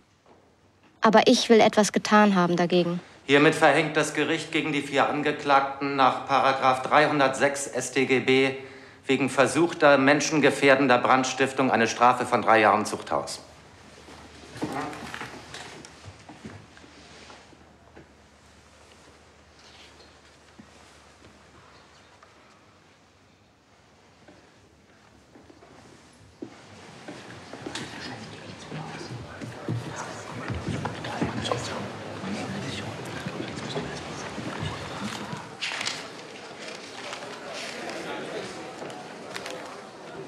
Das Gericht kommt zu folgendem Schluss. Faschist! Faschist! Faschist! Faschist! Faschist! Faschist! Faschist! Faschist! Faschist! Faschist! Ruhe! Faschist! Faschist! Faschist! Faschist! Faschist! Faschist! Faschist! Faschist! Wenn Sie nicht ruhig sind, lasse ich den Saal räumen! Faschist! Faschist! Faschist! in den Saal! Wenn Brandstiftung im Allgemeinen spricht, dass dabei Menschen gefährdet werden könnten, die nicht gefährdet werden sollen. Gegen Warenhausbrandstiftung im Besonderen spricht, dass dieser Angriff auf die kapitalistische Konsumwelt eben diese Konsumwelt nicht aus den Angeln hebt. Den Schaden zahlt die Versicherung. Das progressive Moment einer Warenhausbrandstiftung liegt nicht in der Vernichtung der Waren, es liegt in der Kriminalität der Tat, im Gesetzesbruch. Der Krieg in Vietnam wurde ausgeweitet. Amerikanische Bomber zerstörten 2 große Treibstofflager ganz in der Nähe von Haiphong.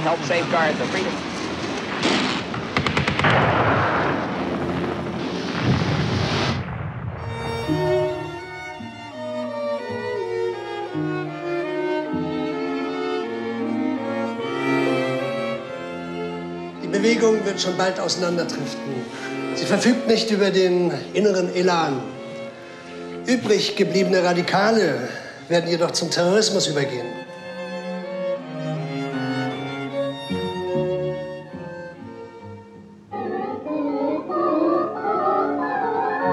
Revision.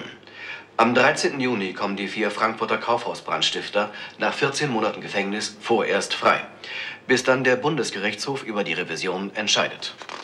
14 Monate nach ihrer Verhaftung und 8 Monate nach der Urteilsverkündung kommen die 4 Kaufhausbrandstifter Andreas Bader, Gudrun Ensslin, Dietrich Stolte und Lorenz Seidlein vorläufig auf freien Fuß.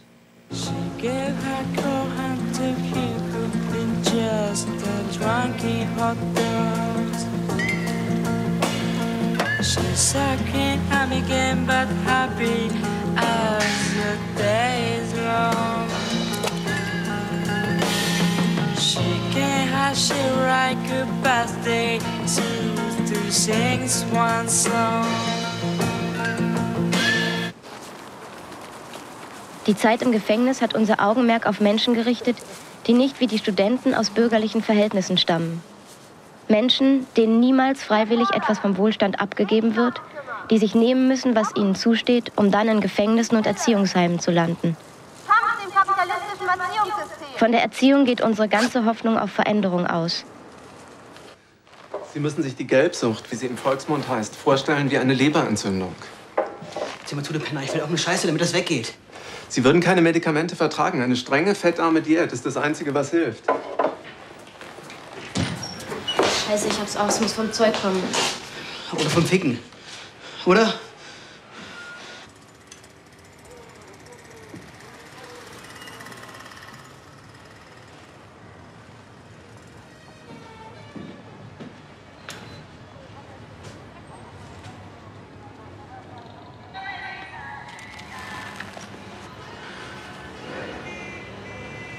par la démocratie se réfugie finalement dans l'aventure et la guerre. Brandt reçut sa nomination du président de la République fédérale d'Allemagne, Gustav Heinemann, et jura sur la loi fondamentale. Meine Pflichten gewissenhaft erfüllen und Gerechtigkeit gegen jedermann üben werde, so wahr mir Gott helfe.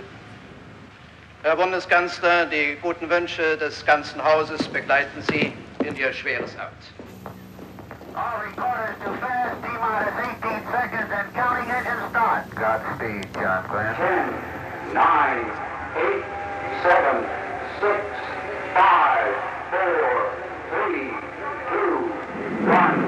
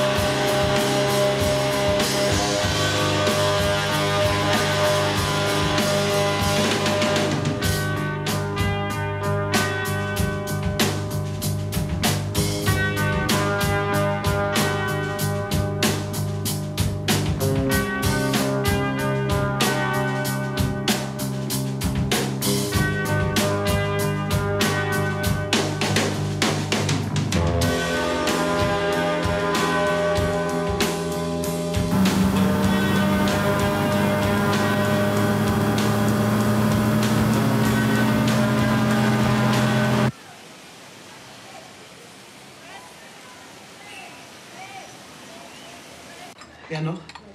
Klar, die Tupamaros in Berlin. Das sind Kiffer. Überall in Berlin reden die Genossen vom Untertauchen. Mit dem Protest ist es jetzt vorbei. Das hatten wir ja auch lang genug. Wir müssen echten Widerstand organisieren. Nicht nur sagen, was uns nicht passt, sondern dafür sorgen, dass das, was uns nicht passt, nicht mehr länger geschieht. Gudrun Enslin et Andreas Bader, qui étaient condamnés à 3 ans de prison. Hier, la Cour de justice d'Essen vient de rejeter la révision du procès. Cela signifie qu'Enslin et Bader doivent retourner 1 an et 5 mois en prison afin d'accomplir la peine totale. Le téléphone, s'il vous plaît. Was ist denn los, Kurt? Kannst du kein Französisch? Soweit ich was verstanden habe, sieht es gar nicht gut aus.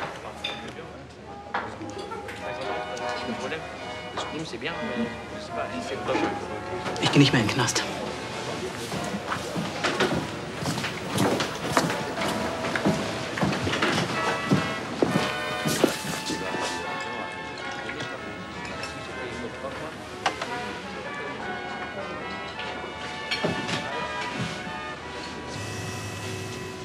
Herr Polizeipräsident, der Herr Bundesinnenminister ist vorgefahren. Das haben wir ja 100-mal durchgespielt. Sagen Sie den Leuten im Hof Bescheid. Herr Minister, Herr Kanzleramtsminister, Herr Staatssekretär, Ihr Besuch ehrt uns. Wir drucken gerade die Einsatzbefehle für die Streife aus. Sehen Sie, sowas brauchen wir beim WKA. Einen Computer. Wie leistungsstark ist denn Ihr Computer? 900 Kilobyte. Fast 1 Megabyte. Und? Wie werden Sie mit den Studentenunruhen fertig? Ach, damit haben wir eigentlich keine Probleme. Wir haben das technisch gelöst. Sehen Sie diese paar Mann da unten? Denken Sie sich das 100-fache. Und dann ebenso viele gewaltbereite Demonstranten, die auf den Innenhof zukommen. Achtung, rechts um.